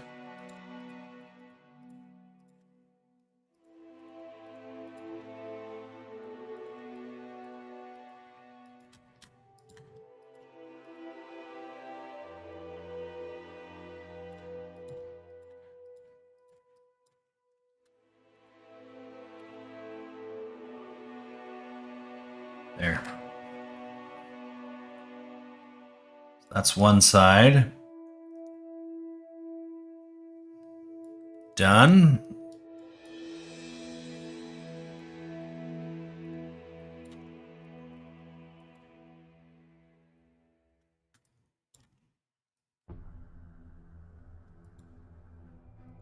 Oopsie.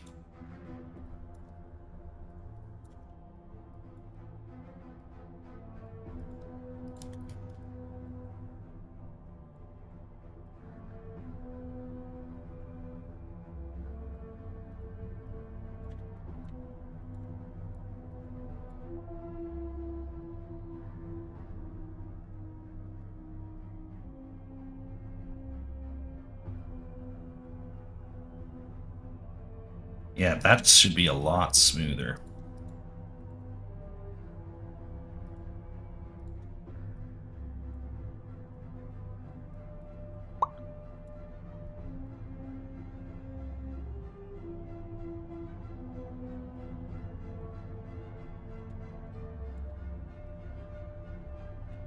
Yeah, we'll get this done, and then we'll probably put them in the church, and I am out of time.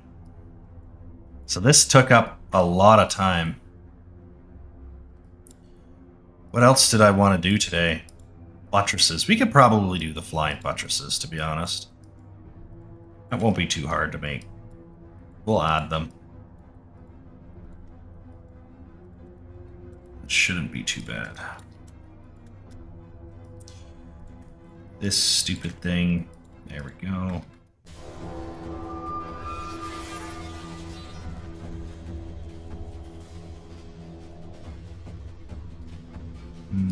Oh, come on.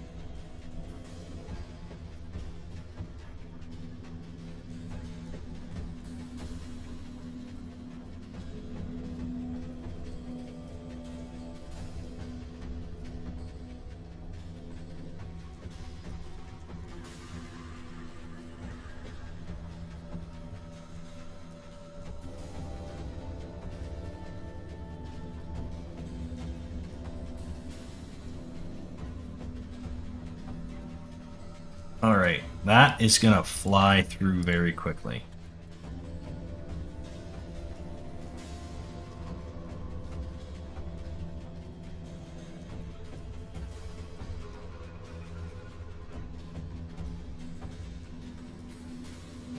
Yeah. Basically, we just got to make sure we have enough to cover the wrap around into the other wall. As long as we keep that pretty good, I think we're okay.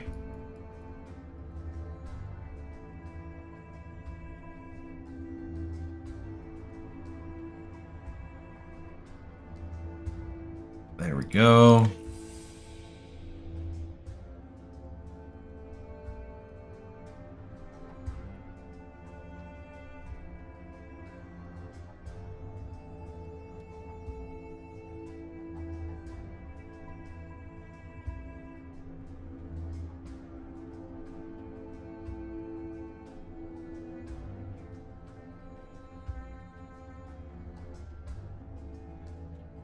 Again, this will be used for castles, forts, everything. Like, this is just the classic trim. And it's like, it's annoying that it's taking long, but it is part of the process.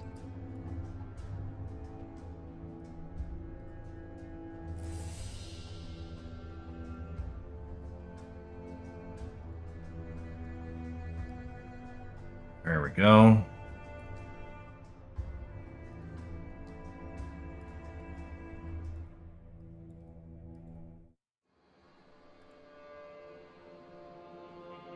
That one's fine, leave it alone.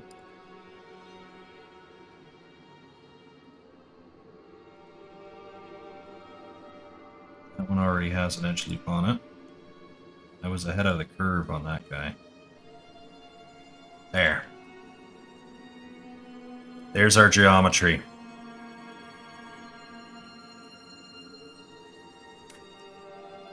I can delete this, and we can smooth that out. That's what our rock's going to look like. And you can kind of see from here, there's quite a bit going on, so it should bake really nicely. Then obviously we're going to have to pull this out a little bit to kind of make sure that that differentiates a little better. But it looks fantastic. Now the problem is that we have to unwrap this thing.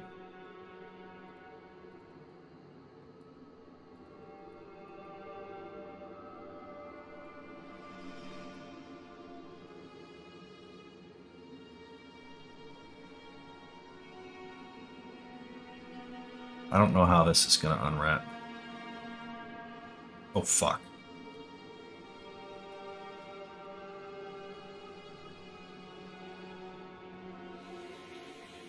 I didn't do the underside, silly.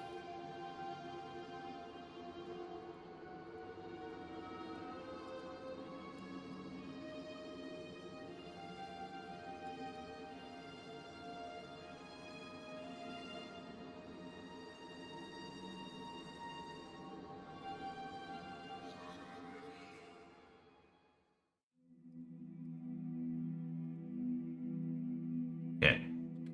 There we go. Now we're done for real.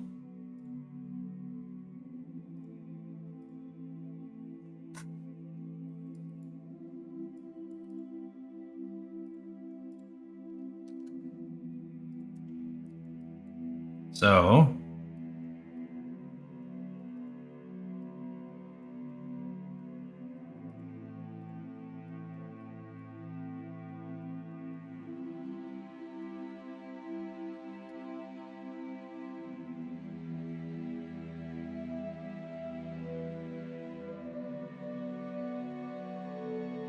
let's see. That's enough. It may not be with the added extrusions.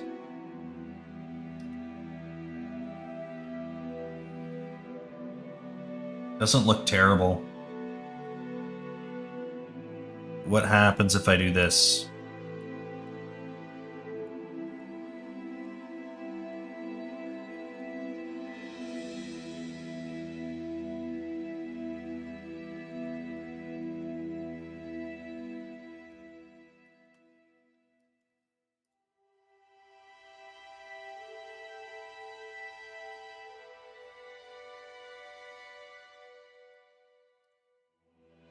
Some of these I did stupidly.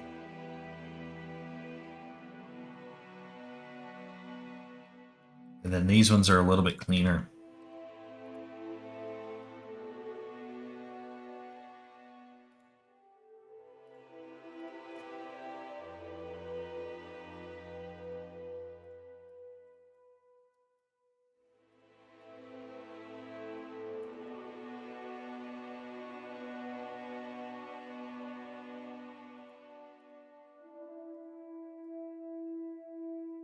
That.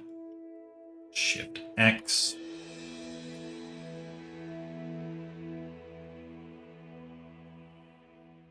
Okay, let me just grab the edges here. We should be able to go modify straight UVs.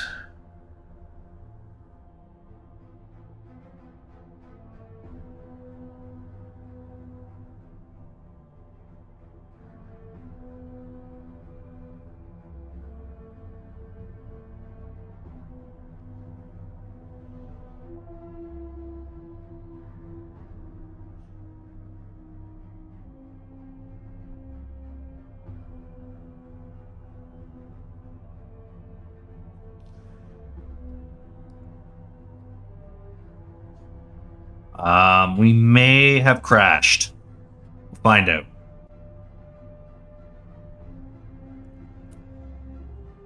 We may have crashed. We did not crash. In fact, there it is.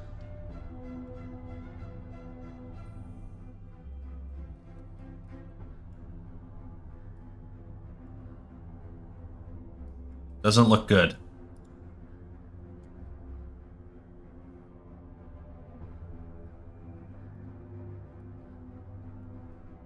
We may have been able to do 3 of these things. Maybe not.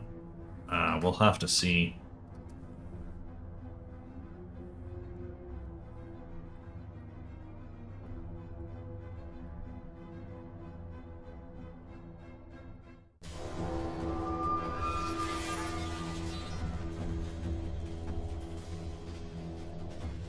There's one.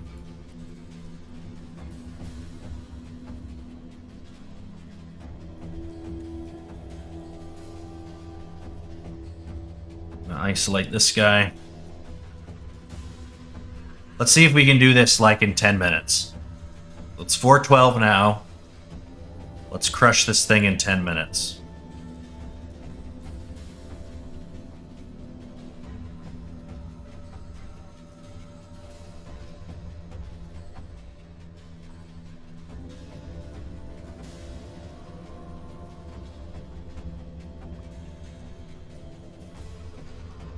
Okay.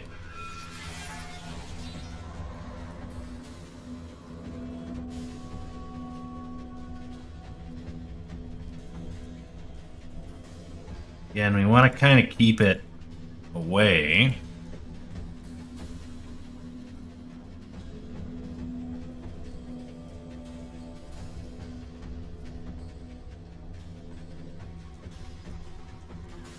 Like that. And then these are extruded.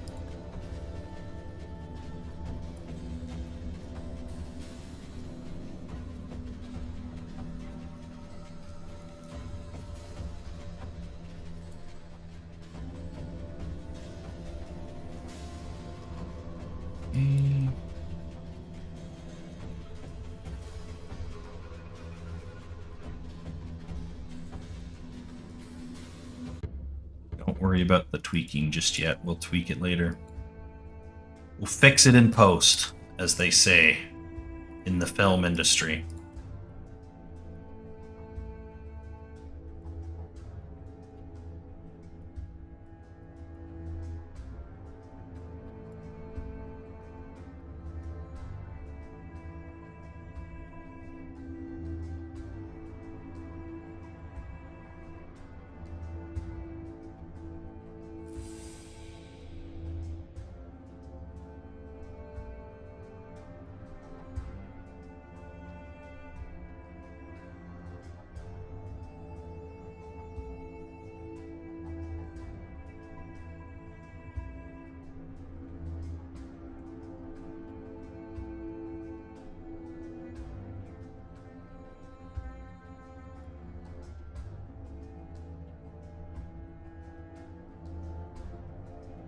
think that's pretty dang close.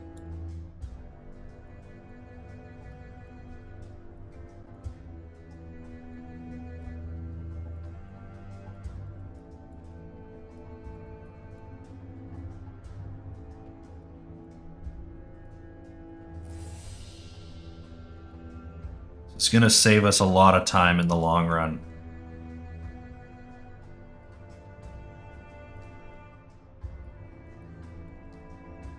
That needs to be there, there.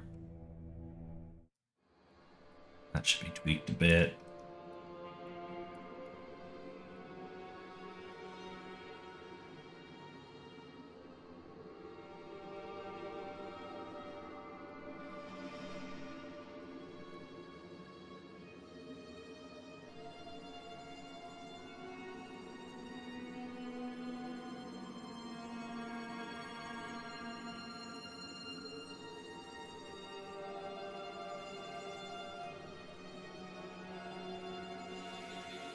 Okay.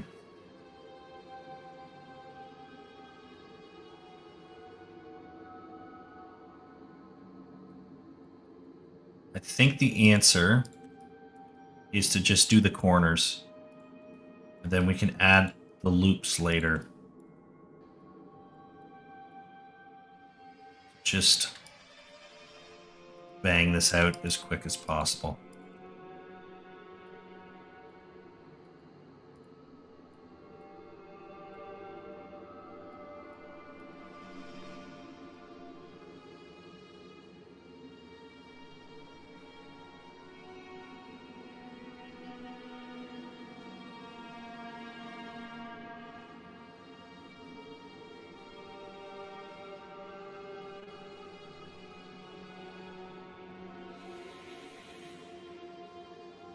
$17, we're running out of time.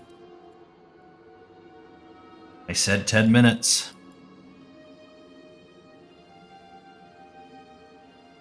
Might take me 10 minutes just to connect these dots. Holy fuck.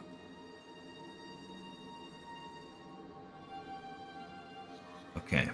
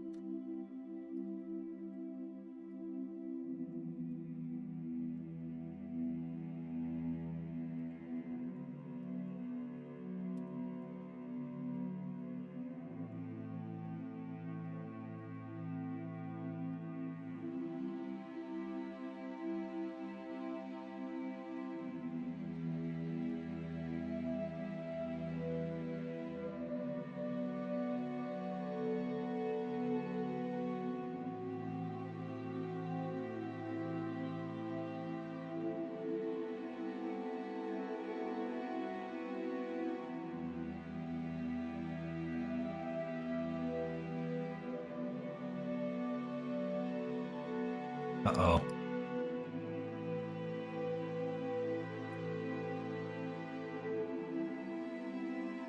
Okay.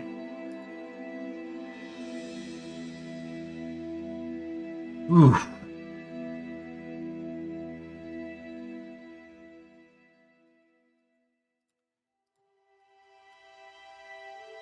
Four minutes.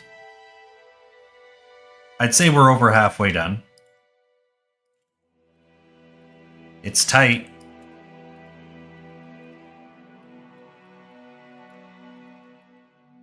But once you know the method to do this, it becomes a lot simpler.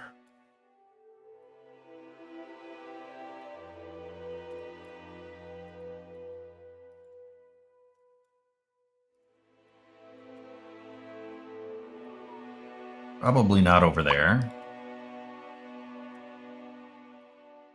Should be able to do that.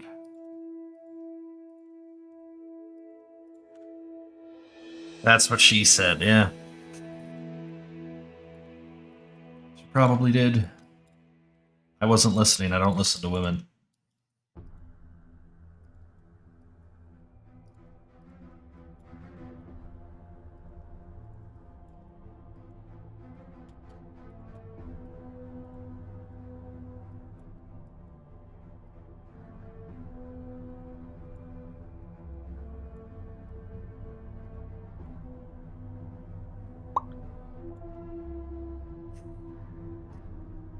Exactly.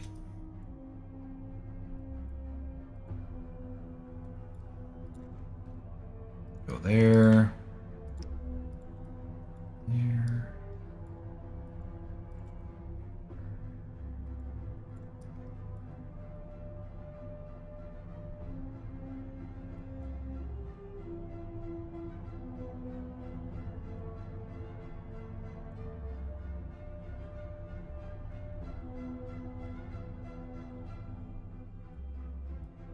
Yoink that in there. Okay. Now it should be just a matter of adding edge loops. One there. That kind of breaks that corner really nicely. Some tweaks required, but then we can start adding points here.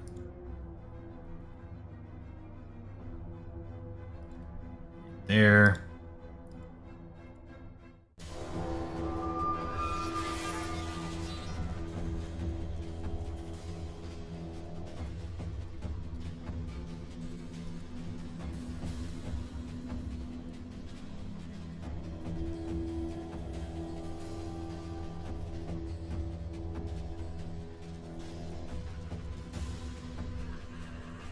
One's really all twisty.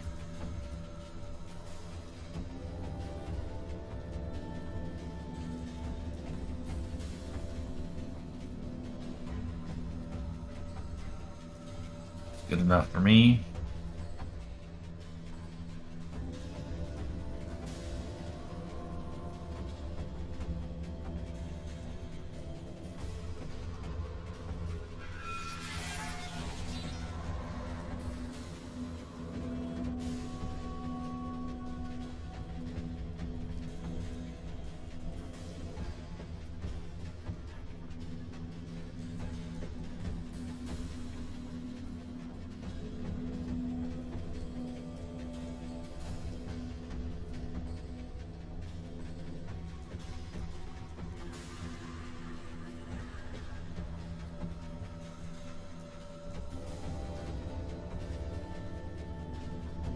Look at all that. Like it pretty much found its mark on all of this without even trying, which is pretty insane. I forgot to do the bottom again, so fill in the bottom quick.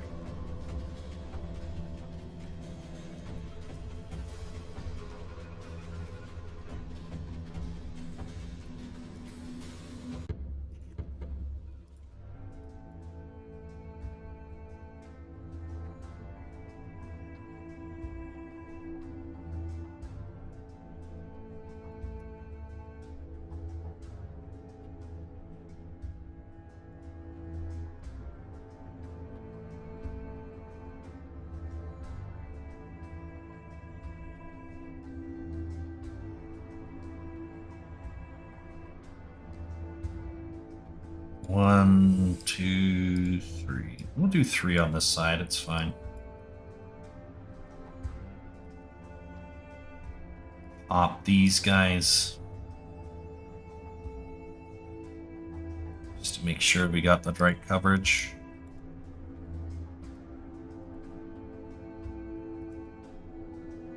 This is a pretty dense mesh, but it'll pay off. So yeah, 8:24, we're 2 minutes over. Not bad.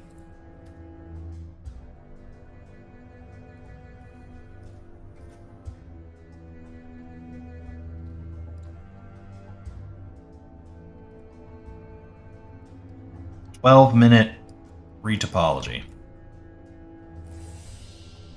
Now we gotta unwrap it, but unwrapping it's really easy.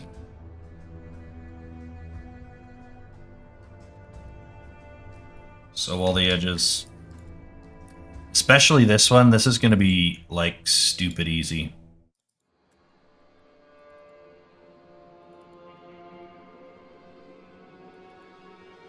Because I built this one with a methodology in mind, where the first one I was kind of figuring it out by ear. And then this one I'm like, okay, I know the way to do this as efficiently as possible, so completely different mindset going into this one than the first one, which is why I got it done so much faster. The other one took probably twice as long.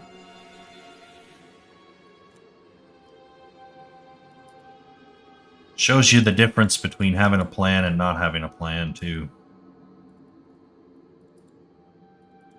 You have a plan, you can be very, very, very efficient.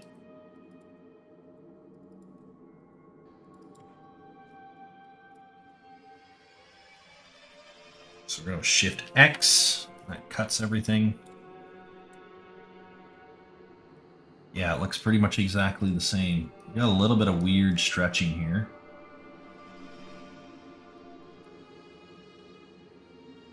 Oh, I wonder why. It probably has something to do with this.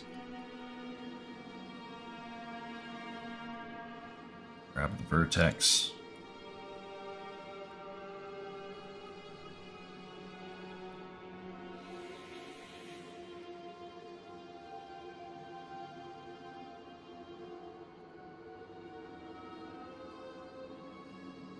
Just went a little too far on one way. It pulled the point out. I think it was probably when we added the edges. Just didn't know where to go. Something else I want to do, just so that we have something for the sake of consistency. Just make this all the same. It's going to make a big difference in the quality of the mesh.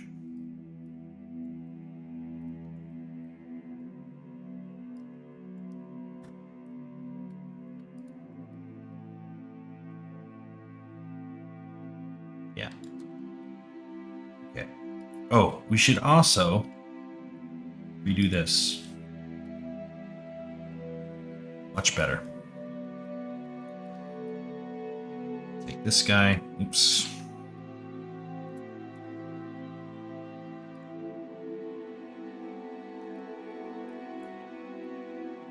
Same thing here. I don't know if this will be as consistent.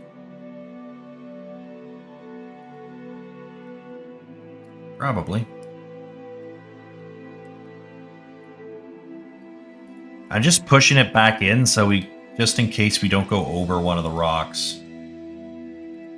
Because you never want to go over.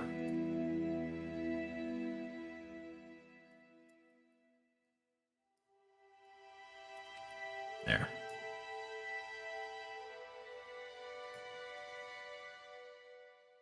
Nice and clean. UV layout is acceptable. We'll just merge these again. We'll just make sure we're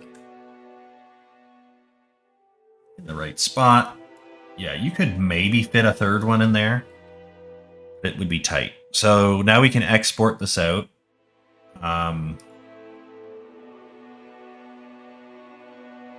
Texture, asset, stone, corner, stone, low.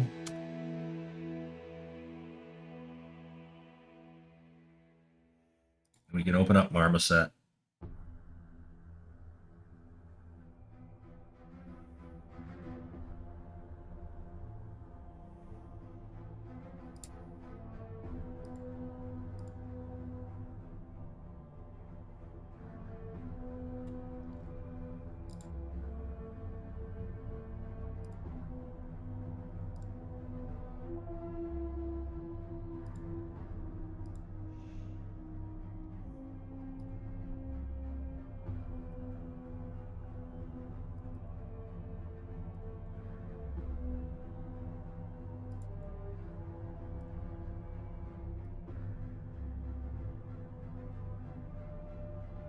Beautiful.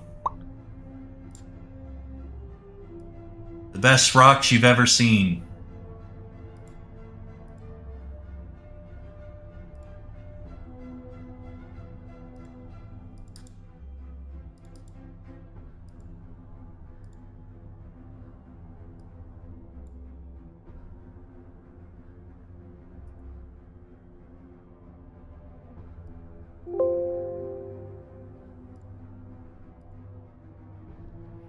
All right. We're going to make these 2Ks probably acceptable. It's a little high, but I think it'll be fine. Make these PNG, and we want to be into the bake texture. Stone. Call this cornerstone. Trim.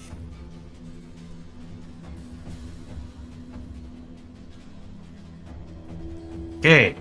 Get ready for stutter.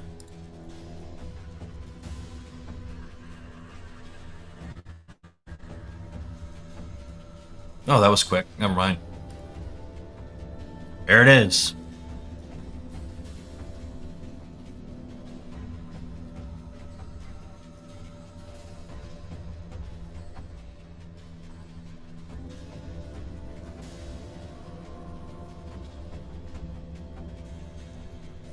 A little nonsense here. I don't think that's a big problem. I think that's just because it went past where it's supposed to. Didn't quite match up as good as it could have.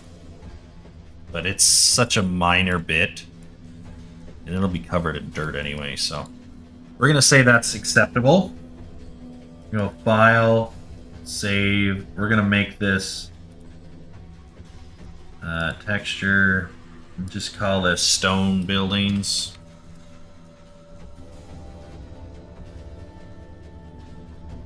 Shore buildings / churches. Name's not valid. Well, fuck you too. _ churches. There, didn't hate that one.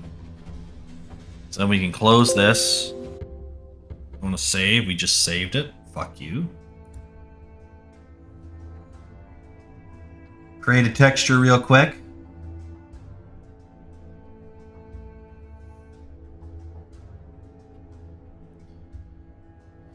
We already pretty much have a rock texture figured out, so this should be easy.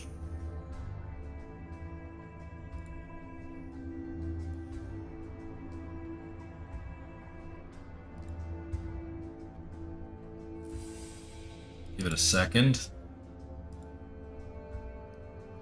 We'll keep the resolution low for now.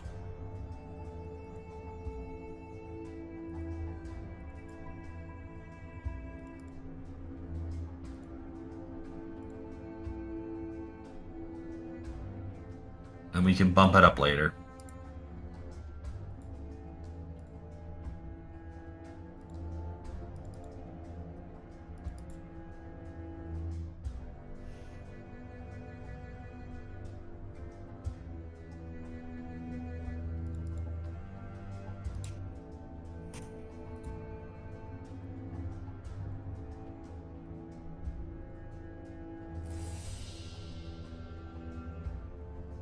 Texture set, normal, curvature, and occlusion. All right, there's our lovely rocks. Smart materials.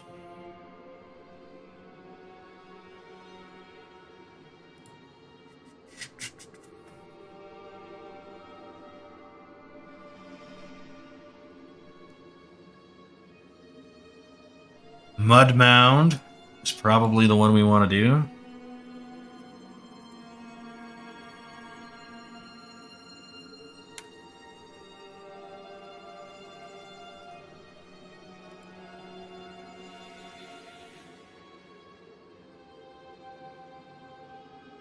Nope.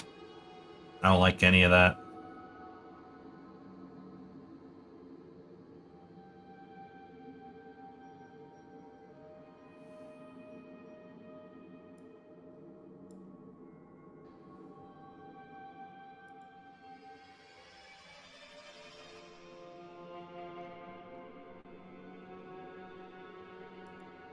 None of that either.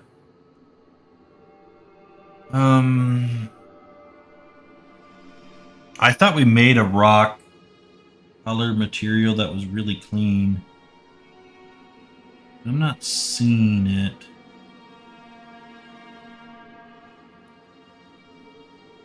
Maybe in here.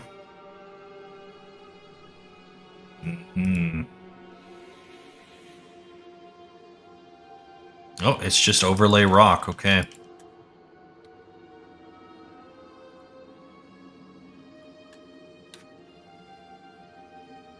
The wood. Yep. That looks like rock to me. So we're gonna add some materials here. Come in here. Roughness, we want this to be very much white. Add a generator.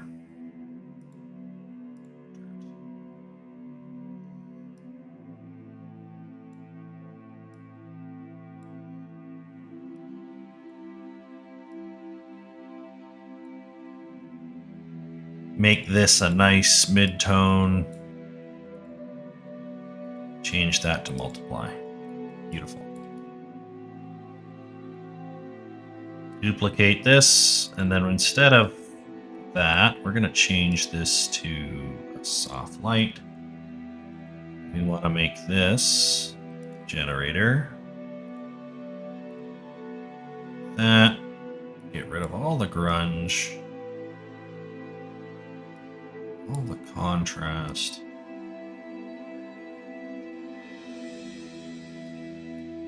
Bring that out to there. That looks nice and clean.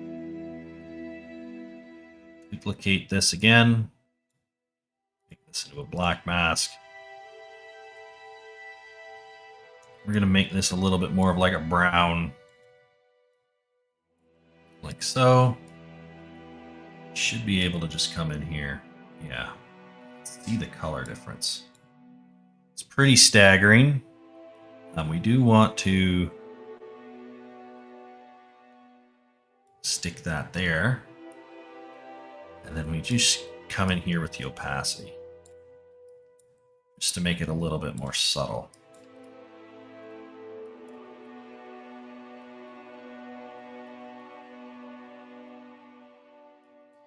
And we'll tweak the colors as we go.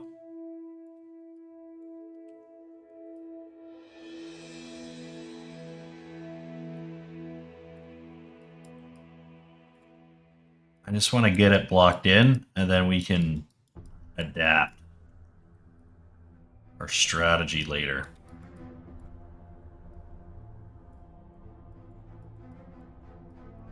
Basically, we want to differentiate the mortar from the stone just so it pops. Like, look at the difference. Already, you can see a pretty significant difference. What does our roughness look like? Our roughness looks perfect. Okay, that's great. I'm really happy.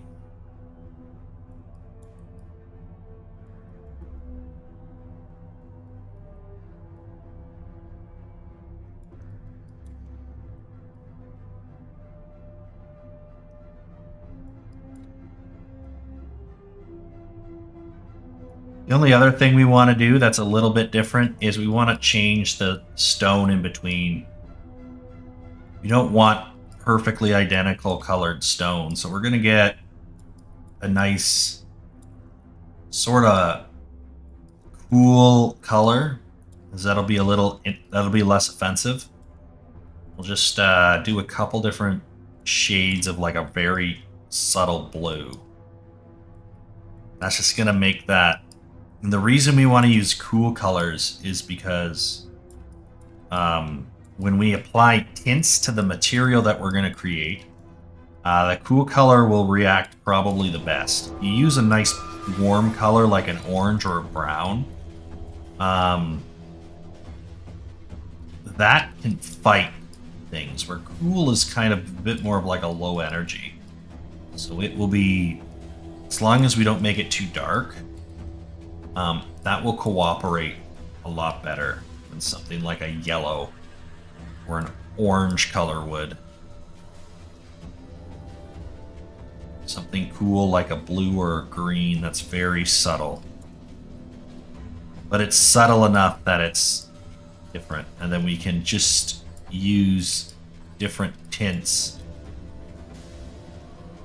in different atmospheres and different environments to really get it.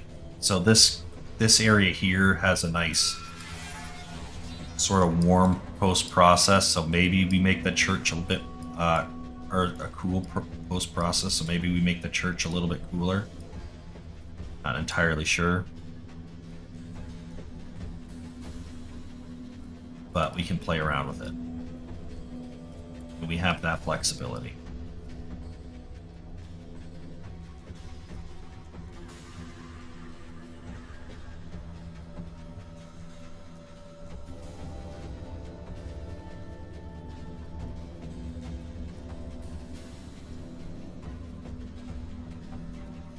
Okay, so that's one. And once again, you look at the difference between these two, it's pretty stark. Bringing that back up to 100%. And then I just want to change the color a bit.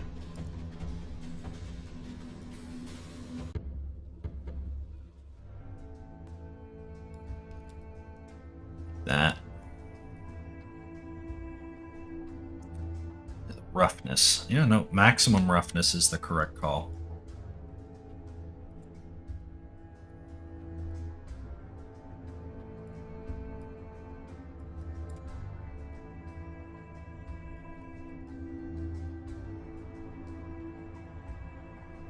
Would it be easier in this? Actually, it might.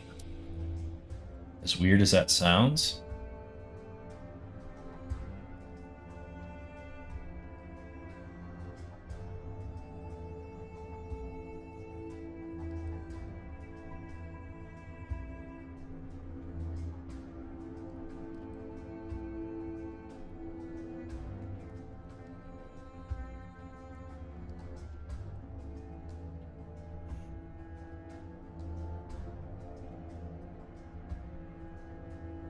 I'm really happy how this rock turned out, by the way. This is a really nice design. It's going to look fantastic when we apply it to the church. That I have no doubt.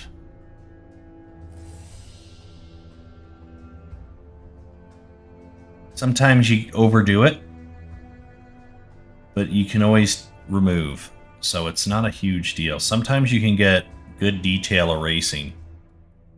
Shouldn't be too worried about that.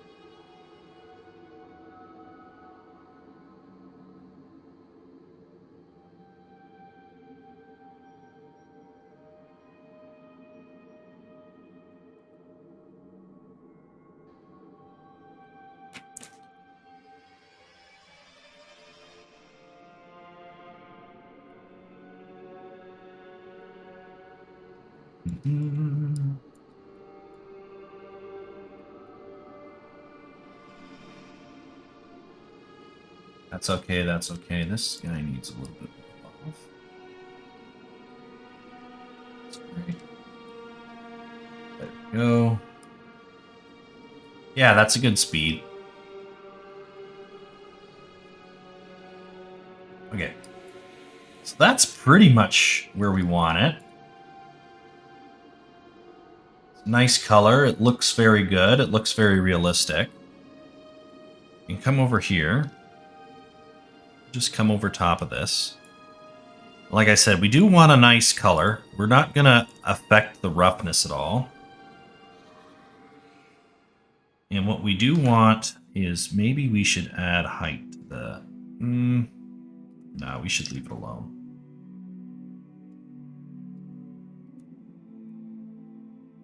just want to touch the color. We want something like that. Change that to soft light. Ooh.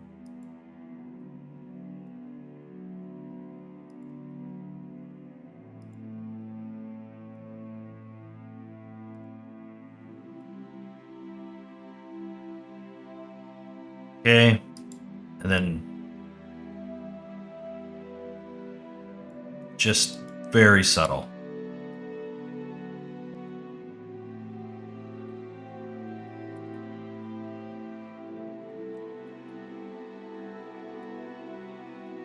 Maybe this one here.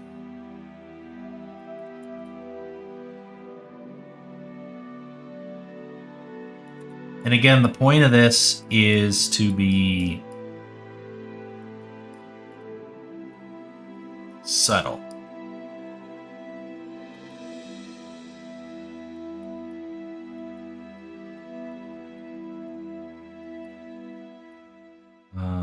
Maybe the bottom one here.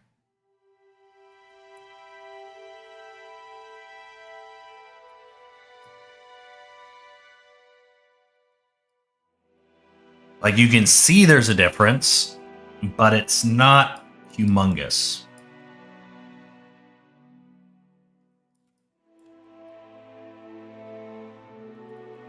But it just makes it pop a little bit.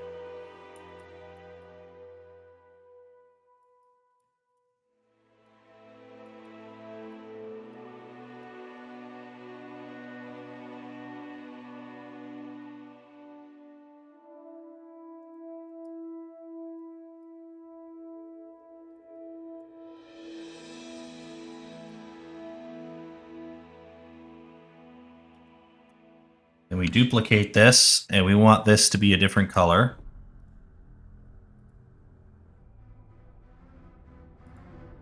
And so I'm thinking a little bit more green.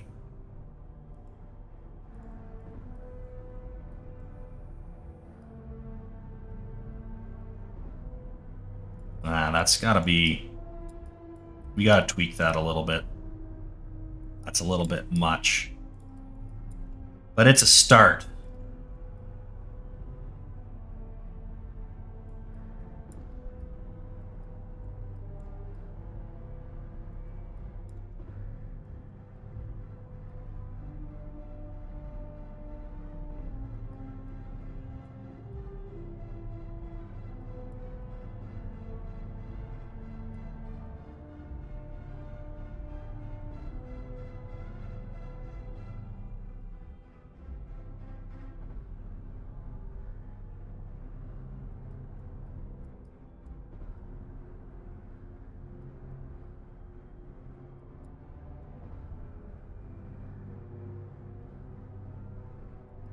Again, the purpose of this is just simply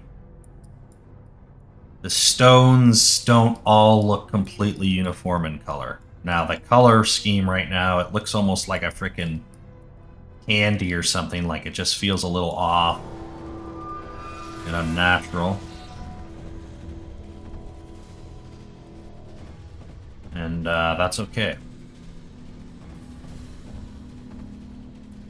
We're going to fix that issue right here in a second. So we're just gonna I don't think green is the answer. I don't think warm is the answer either.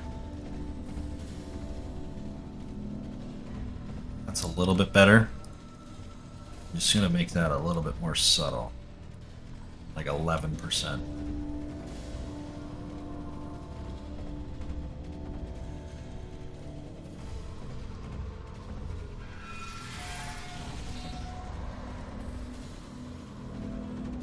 Height. We'll delete it. Don't care. Don't care about it. There we go. Now you get a very subtle change in color. For the most part, it looks identical.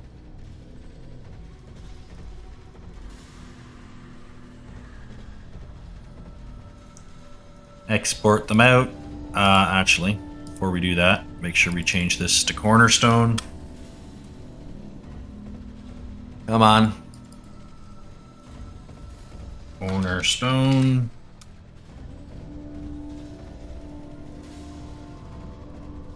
Export. Proper. Texture, substance. Stone. We already have a stone trim. Doesn't look as good as this though.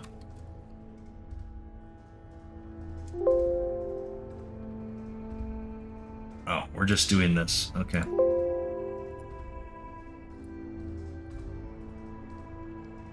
And we want to make this a 2048.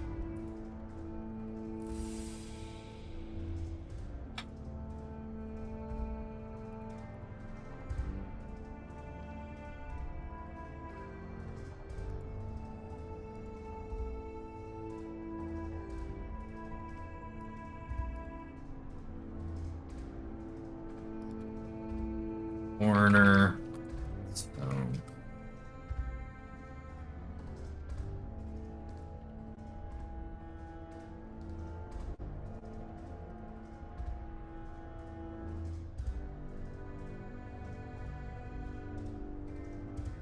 Fuck.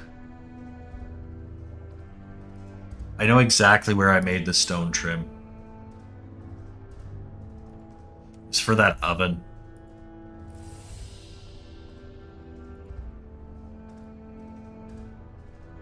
I guarantee it was for that oven.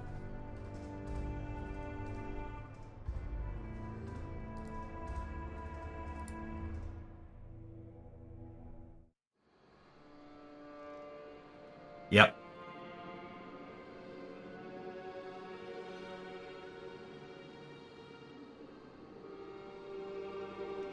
It also wasn't very good. It was all right for what it was doing, but we won't use this for... Yeah, we'll keep what we have. I just remembered that that was a thing. Go to the tribute editor.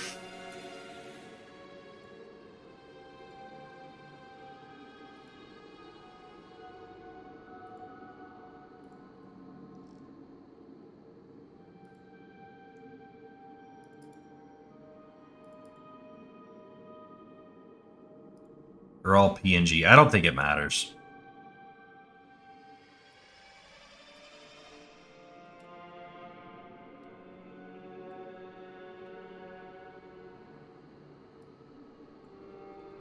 Make sure you have a material.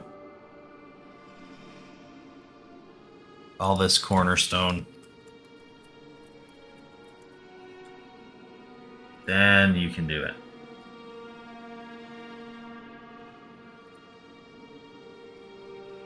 There we go. And look at how frickin', like, how much these contrast with one another. We can delete the history and separate these, by the way. But yeah, we want to come in here. I'm just going to tweak the color here quick.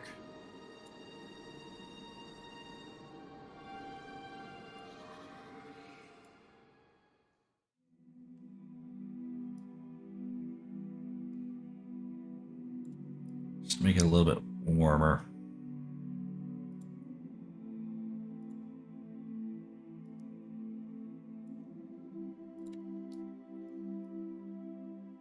That fits a lot nicer. Now we'll have to actually manually do that in the game, but let's just get our center pivot here. That's good there.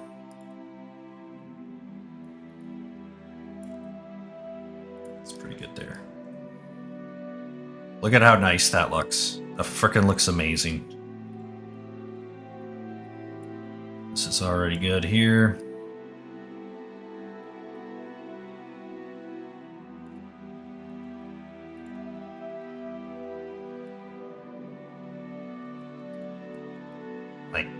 Gorgeous. You have to adjust some things.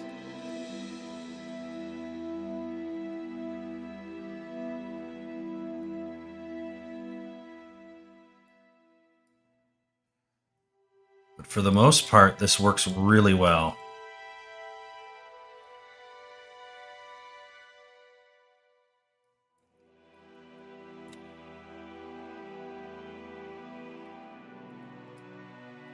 I'm going to bring that up here. And we do have to, actually, let's not do that. We can take this.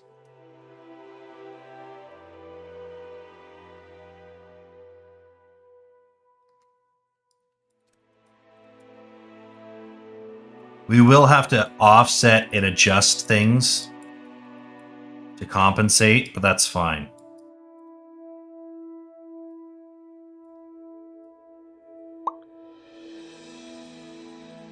This looks really sharp.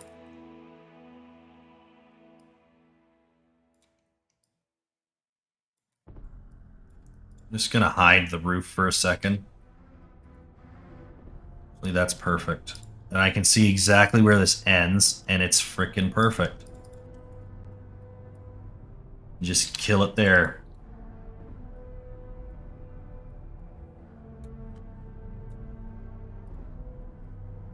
Beautiful.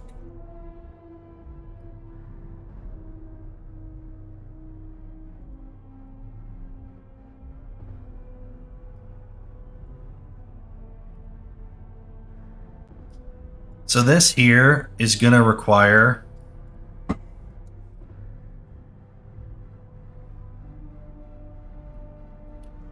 some messing around, but we'll figure it out.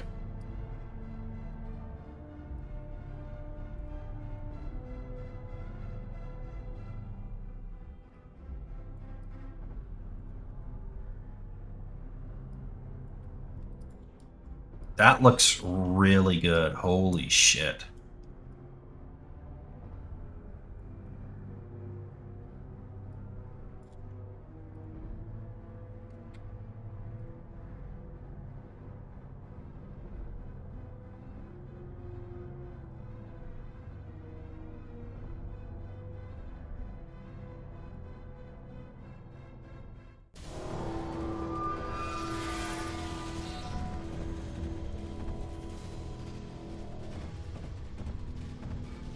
Delete this.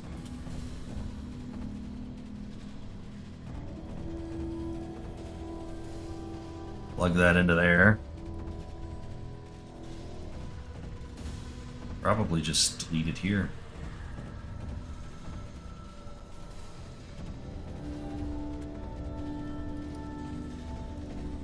We can just take this, hold our B tool, and we're just going to expand our soft selection. Just show you how powerful this is. There we go. That's it. And we distributed it kind of evenly across that whole thing so it doesn't look unnatural.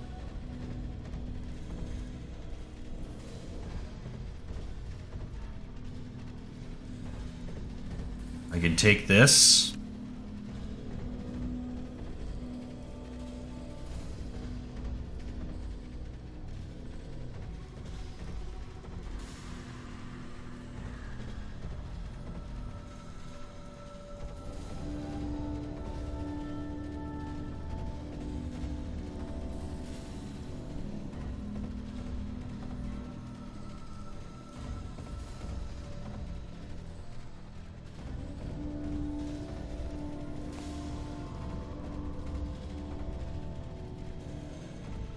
You know what?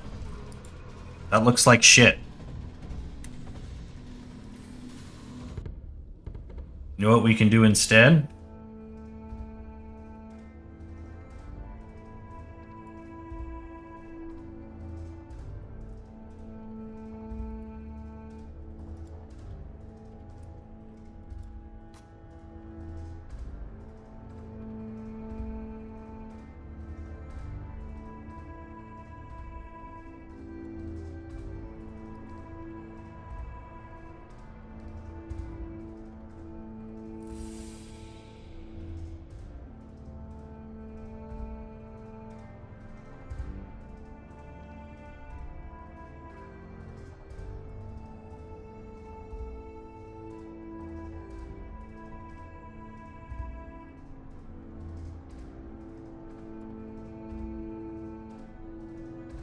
Center the pivot.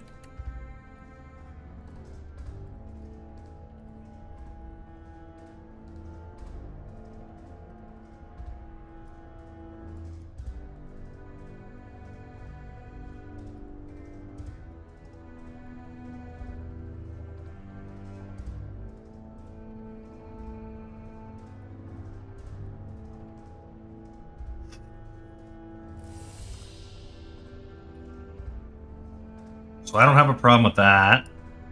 This I have a problem with. So this guy here, it needs to come out to at least here.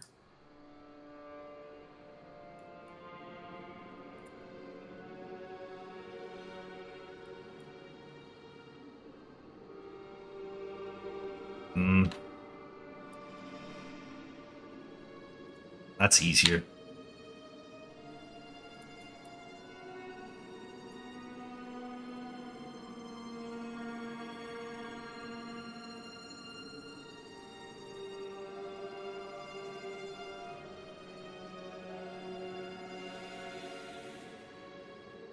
All right, that was easier to fix than I thought it would be.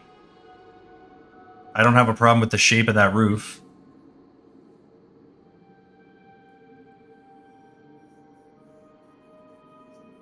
I don't have a problem with any of how this looks.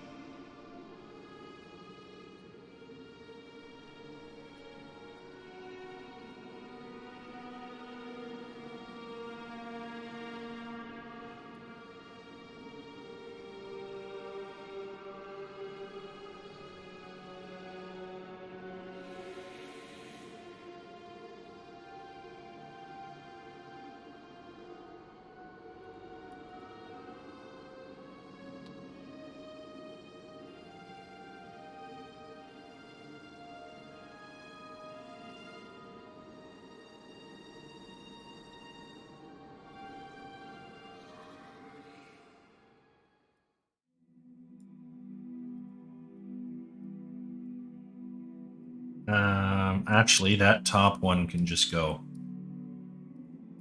You don't need it. There we go.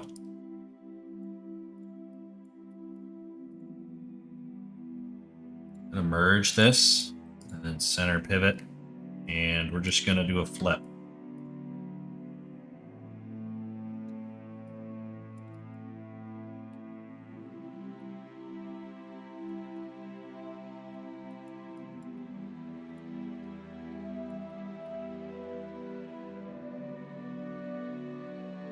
Sneaky, sneaky.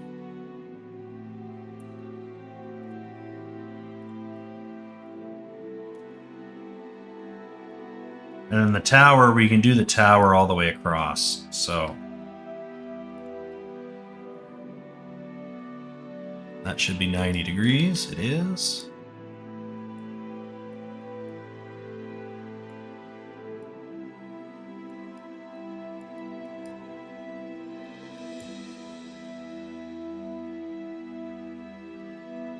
That should be fine. Smidge there. Okay. I don't know how many rows this is. This is probably like 2.5.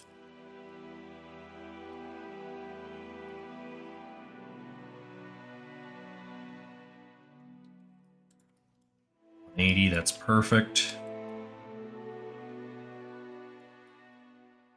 There we go there.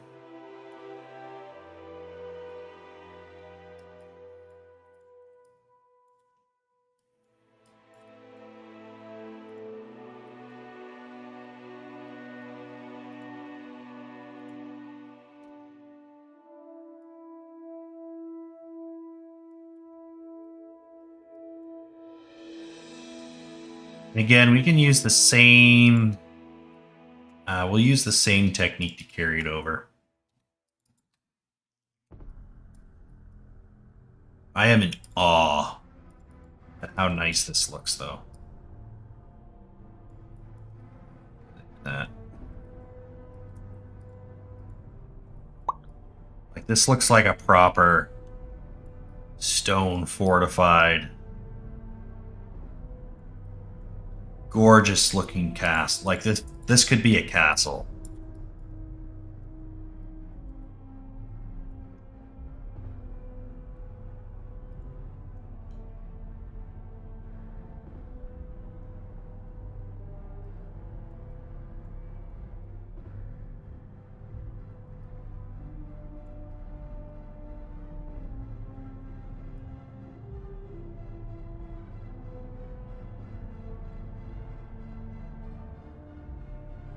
Have a good one.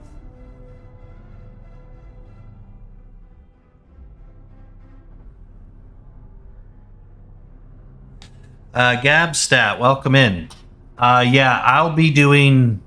we're going to have whitewash on the inside of this wall. And we're going to be doing stuff like...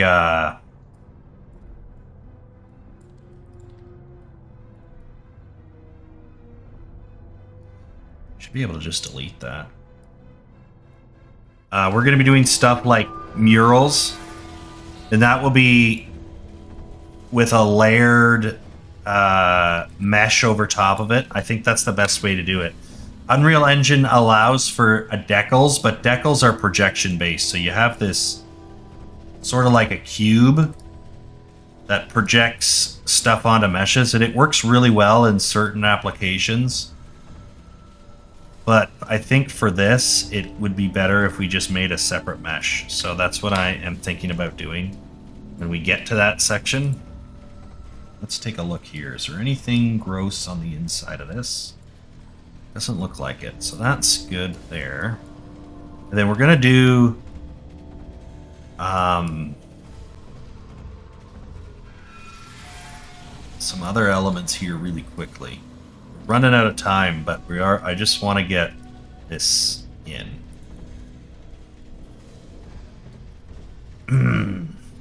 Maybe about that. Maybe a bit thinner.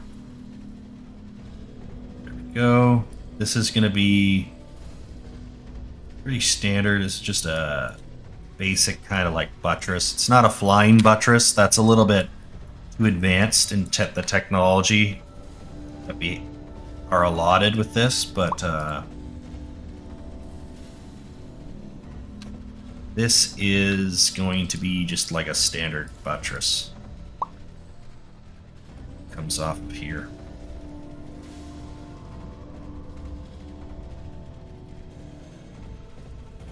No. Not that much. We're already working with a fairly low poly count as is. Like, this is a pretty low poly count. But, having just like this here, like if I wanted to have a mural over this section of wall, right? That's 14 triangles. So a couple of those here and there. We're going to be adding very little triangles. So quad overdraw isn't as big of an issue. If this was a more complicated mesh, we would explore other techniques. But this mesh is extremely basic and we're relying heavily on textures. We're also going to be utilizing... So at a certain point, I'm going to be making meshes out of some of these stones and having them pop out, so you get a little bit more of a 3D effect other than just the trim of the stone. So it will make that pop a little bit more, which is a very common technique in gaming as well. But for right now, this is quite... overall, this is pretty expensive. We're at 57,000 already. But for the size of this building, that's actually very cheap. So we'll keep working on it and adding stuff to it. But the mural won't be too expensive. We'll be very careful to make sure that we're not going crazy on the poly count. And if it does get too expensive, and I think we need to reduce it, we can explore another option then. There is ways to do layered textures in Unreal Engine with the shader compiler, so it's not impossible to set that up, but I was looking at, like, if you look at like Skyrim, they have a great modding tool, so you can actually take apart their models and see how they built a lot of their stuff. And almost all of the moss that you see on their forts is a separate mesh that's put on over top of it. So you can actually select it, delete it, remove it, whatever you want. And again, the reason we're avoiding why I don't want to do a decal, well, a decal is technically more efficient because there's no geometry. It's projection based. So if I wanted to put a decal over this, which has got a big round dome, big concave face, decals only create spheres, or only creates cubes. So all of this would be projection. And then as you try and put objects on there, it will project the decal on the object you put into this section, so it doesn't work as smoothly. Which is why I'm opting for the other mesh.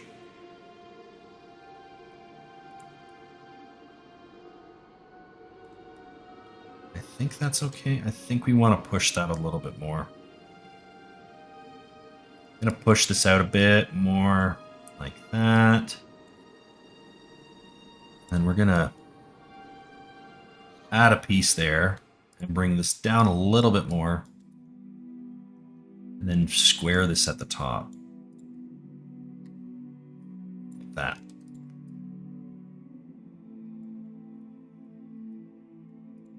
It should be able to pop this out.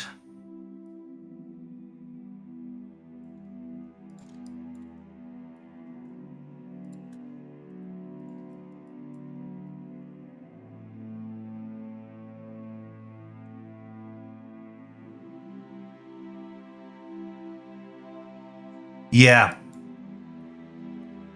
You can do the my quad. I have a visualization system that's pretty good. So if I were to go into like level 3, for instance, just quick. It's still a work in progress, but I can show you.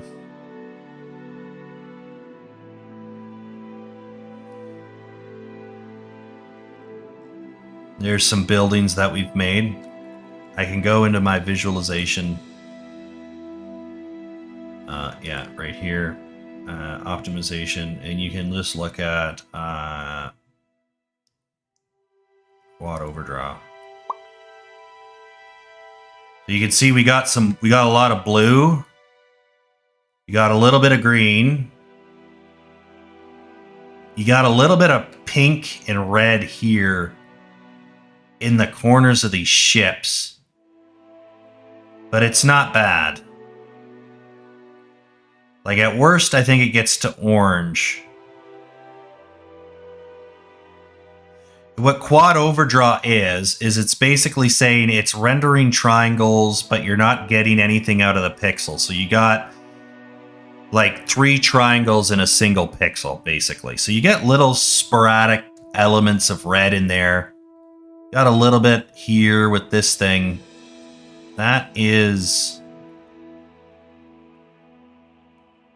because it's covering other stuff. That's a transparency issue. That's not a... That's weird that that's doing that, but that's not an issue. That's just because it's... You got overlapping triangles.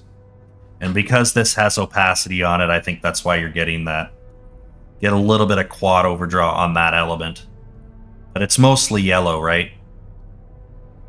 Some red in there, but some orange, I guess. But it never gets into the red. Like, the last 3 is what you really want to avoid. And the fact that the majority of this scene is in blue is great. So that's kind of how you can visualize in Unreal Engine how this stuff works.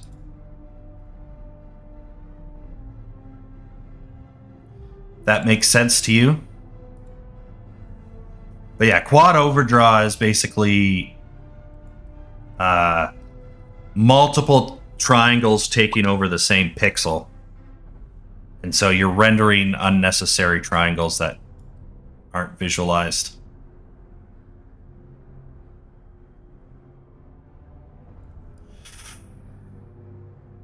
Ooh. I don't like that. How do I...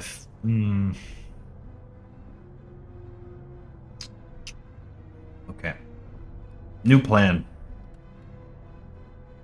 I got a better way to do this.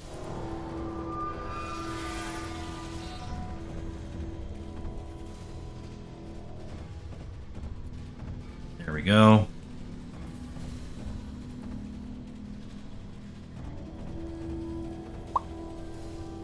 Pull that out. We just want a nice little piece of stone there. This is just gonna do the same fucking thing.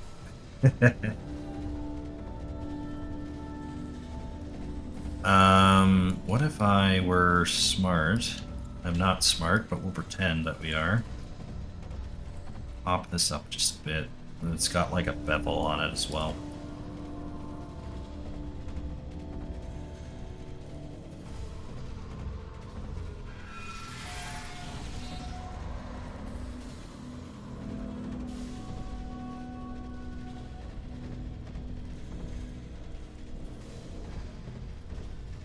Yep.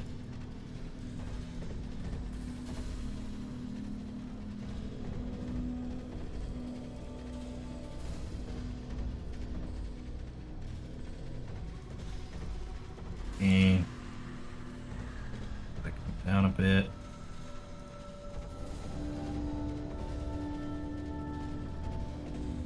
Yeah, this thing is just not very smooth.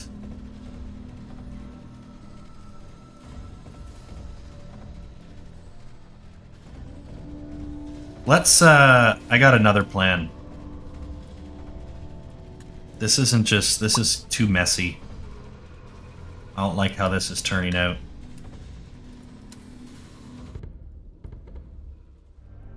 So what we can do here is we'll just leave that alone. And we'll create a box.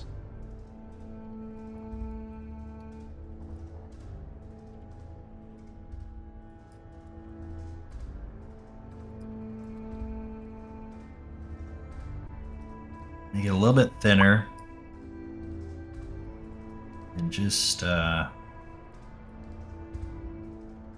like to eyeball things. Some people like to get really peculiar about their measurements. But I find that to be, I don't enjoy doing that.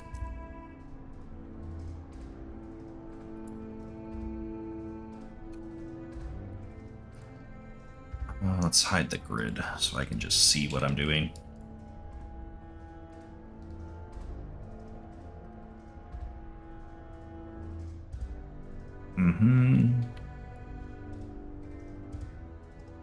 Shrink that side in. Then we should be able to just grab this face. Control EW.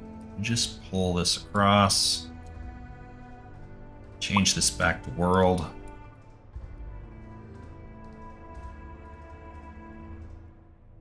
Isn't that interesting? There we go. And then I can look at this and go, I think this should be just a bit tighter.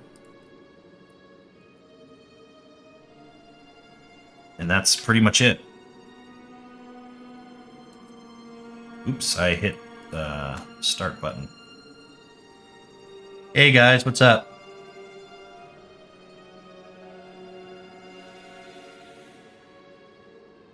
Add gargoyles. This is not, this is 11th century.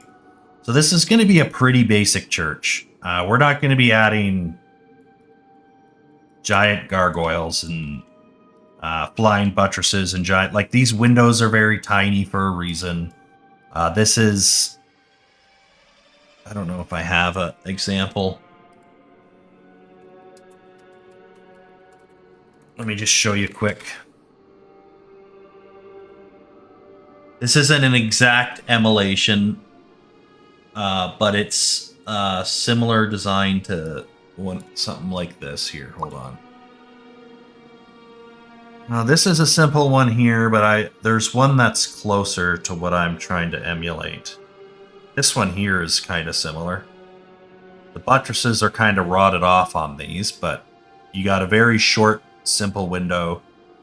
Stuff like that. This one's got a bit more going on, like it has a steeple. And it's got a round section where the Eucharist is. I know I found one that was almost very close to what I was trying to emulate. But these images change so much over time. But I like this style of roof too.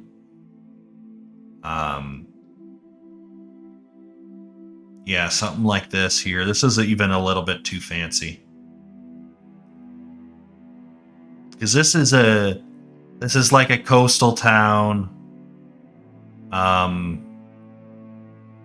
Not necessarily in the middle of nowhere. That's a cool one. Byzantine era, 9th to 11th century. Gorgeous. I'll be using that one for another level. But yeah, you can kind of see something like this too.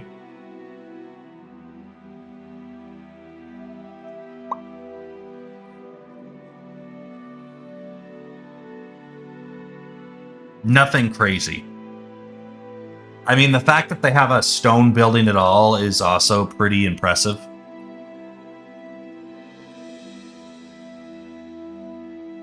I'm just trying to think here. Is that what I want to do? Does that look right? To me, that looks a little funky.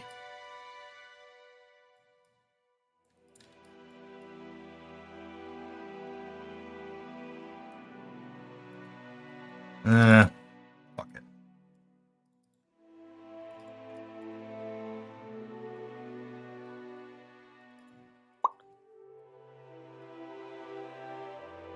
Let's get this bevel kind of tight side. 0.3, I think, is the magic number. We'll just bevel this out.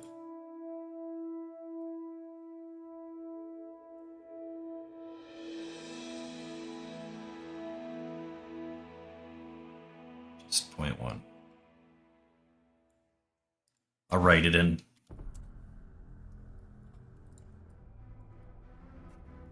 And then you just gotta fix this because we have an n-gon.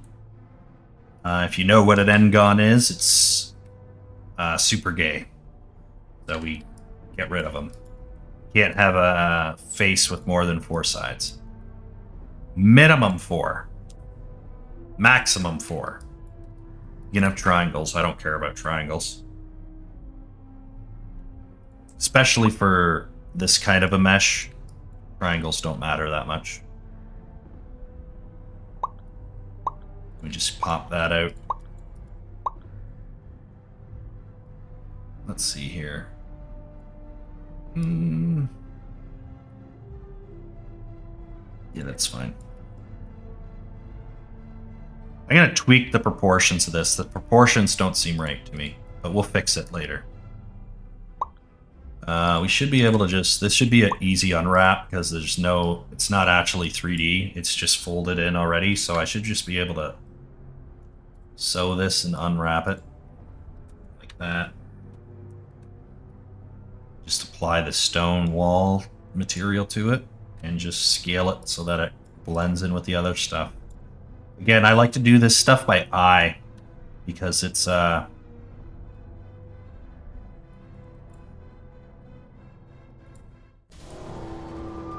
I think it would look worse if it's super uniform.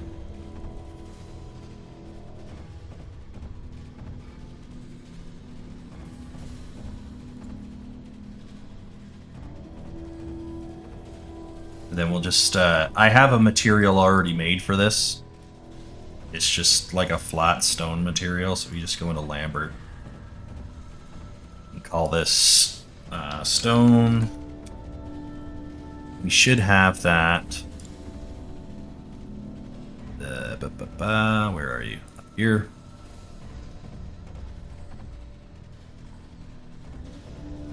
Right there. The TGA version. I don't think it matters. And obviously, this thing isn't unwrapped correctly, so we just go. Oops. Enter.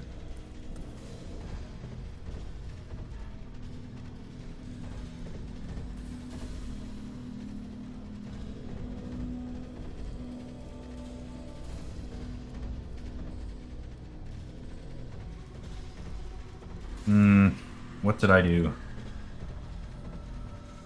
Do a quick save here.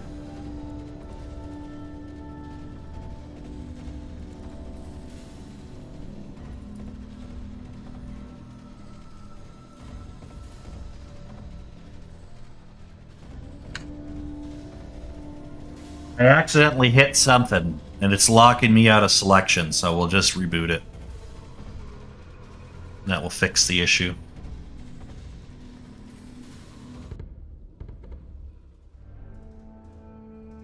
N-gons, yes.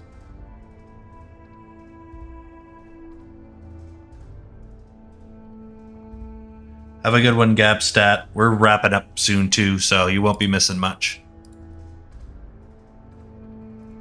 I'm already going past where I thought I would go. Yeah, Maya. There we go. We have selection again. There's so many hotkeys imbued in this piece of crap that it's just... You can accidentally completely fuck everything.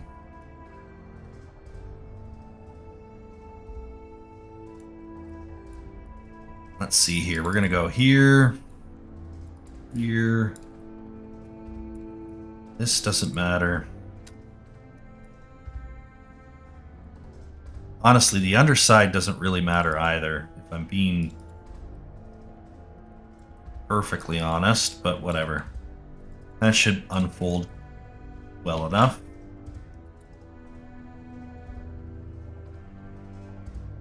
Just kind of blow that up a little bit.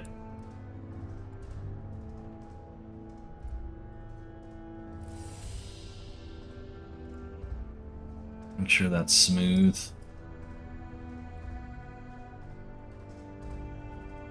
Okay. Now the problem with this is its proportions are all retarded, so we're going to fix the proportions. This should be thinner. That's for sure.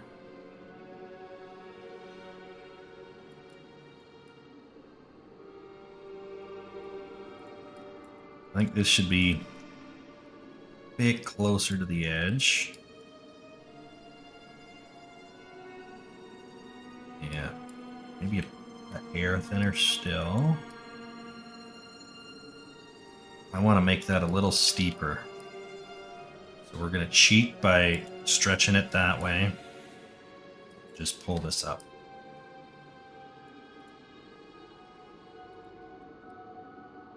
Yeah, I think that's good enough. The only problem is now this is all distorted. So we can just...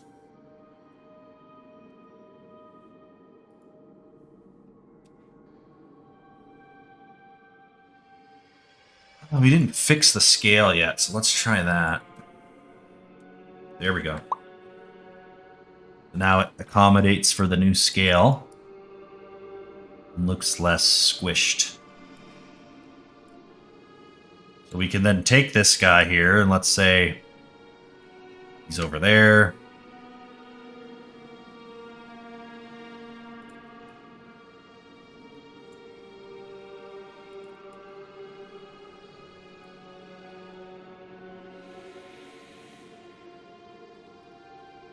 Is that what we want? Kind of blocks the door a little bit. I don't think it gets in the way of the door. It doesn't get in the way of the door, but it makes it tight. Maybe we just don't have one there. I feel like it's more structurally consistent, but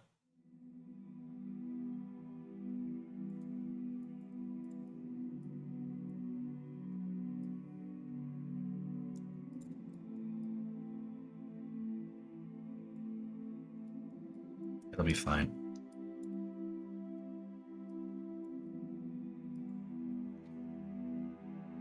It looks like 90 degrees to me. We have a landmark, so as long as we're close to that edge there, that's kind of where we want it.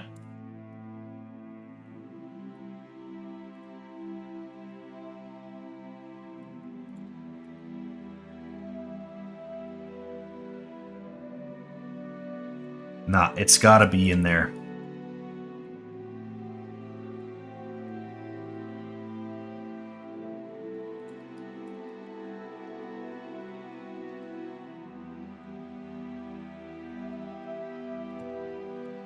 It's just gotta.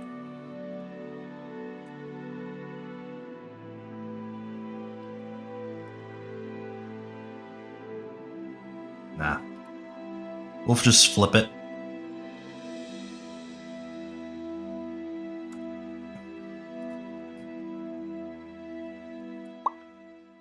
And then this should be just a simple drag over.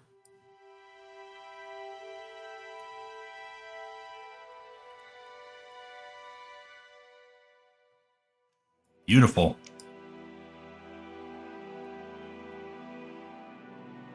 We also got the arches on the inside with the little cross carved in the wood. This is a nice fucking church. New spot for the door, maybe. We'll see. I don't think it's in the way, but it might be. Anyways, we're out of here. That's close enough. Let's, yeah, we do have the occlusion on. The occlusion adds a lot. But, like, this already looks pretty damn good. And this is in Maya, so there's no lighting. You're not getting any. This is all just diffuse texture. There's no actual normal maps or roughness maps or anything. So this is looking pretty damn strong, even without all that stuff in there. So this is going to be far and away the best looking building I've built so far. Although the Hangman's Tower is really fucking cool. So that one turned out really nice too, but this thing is beautiful. Churches are really beautiful buildings. But yeah, thanks for hanging out, guys. And I guess we can go raid someone quick. And then I gotta I gotta exercise. Not just to the government. That shit. That Rumble autoplay is fucking annoying. Like, I didn't ask to watch Kim, whatever her fucking name is.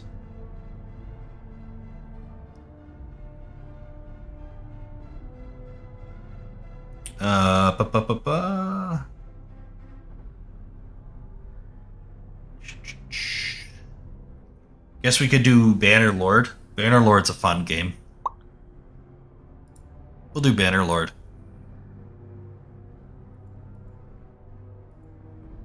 Scavenger's always a cool guy.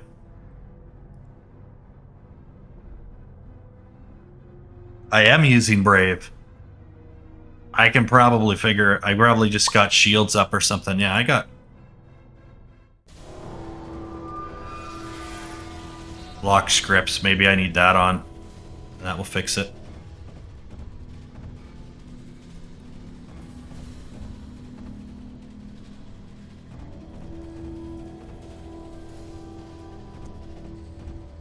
Let's see here. Confirm raid.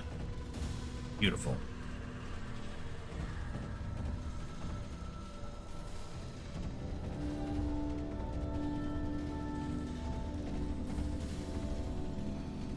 All right, guys. Thanks for hanging out. We'll see you later.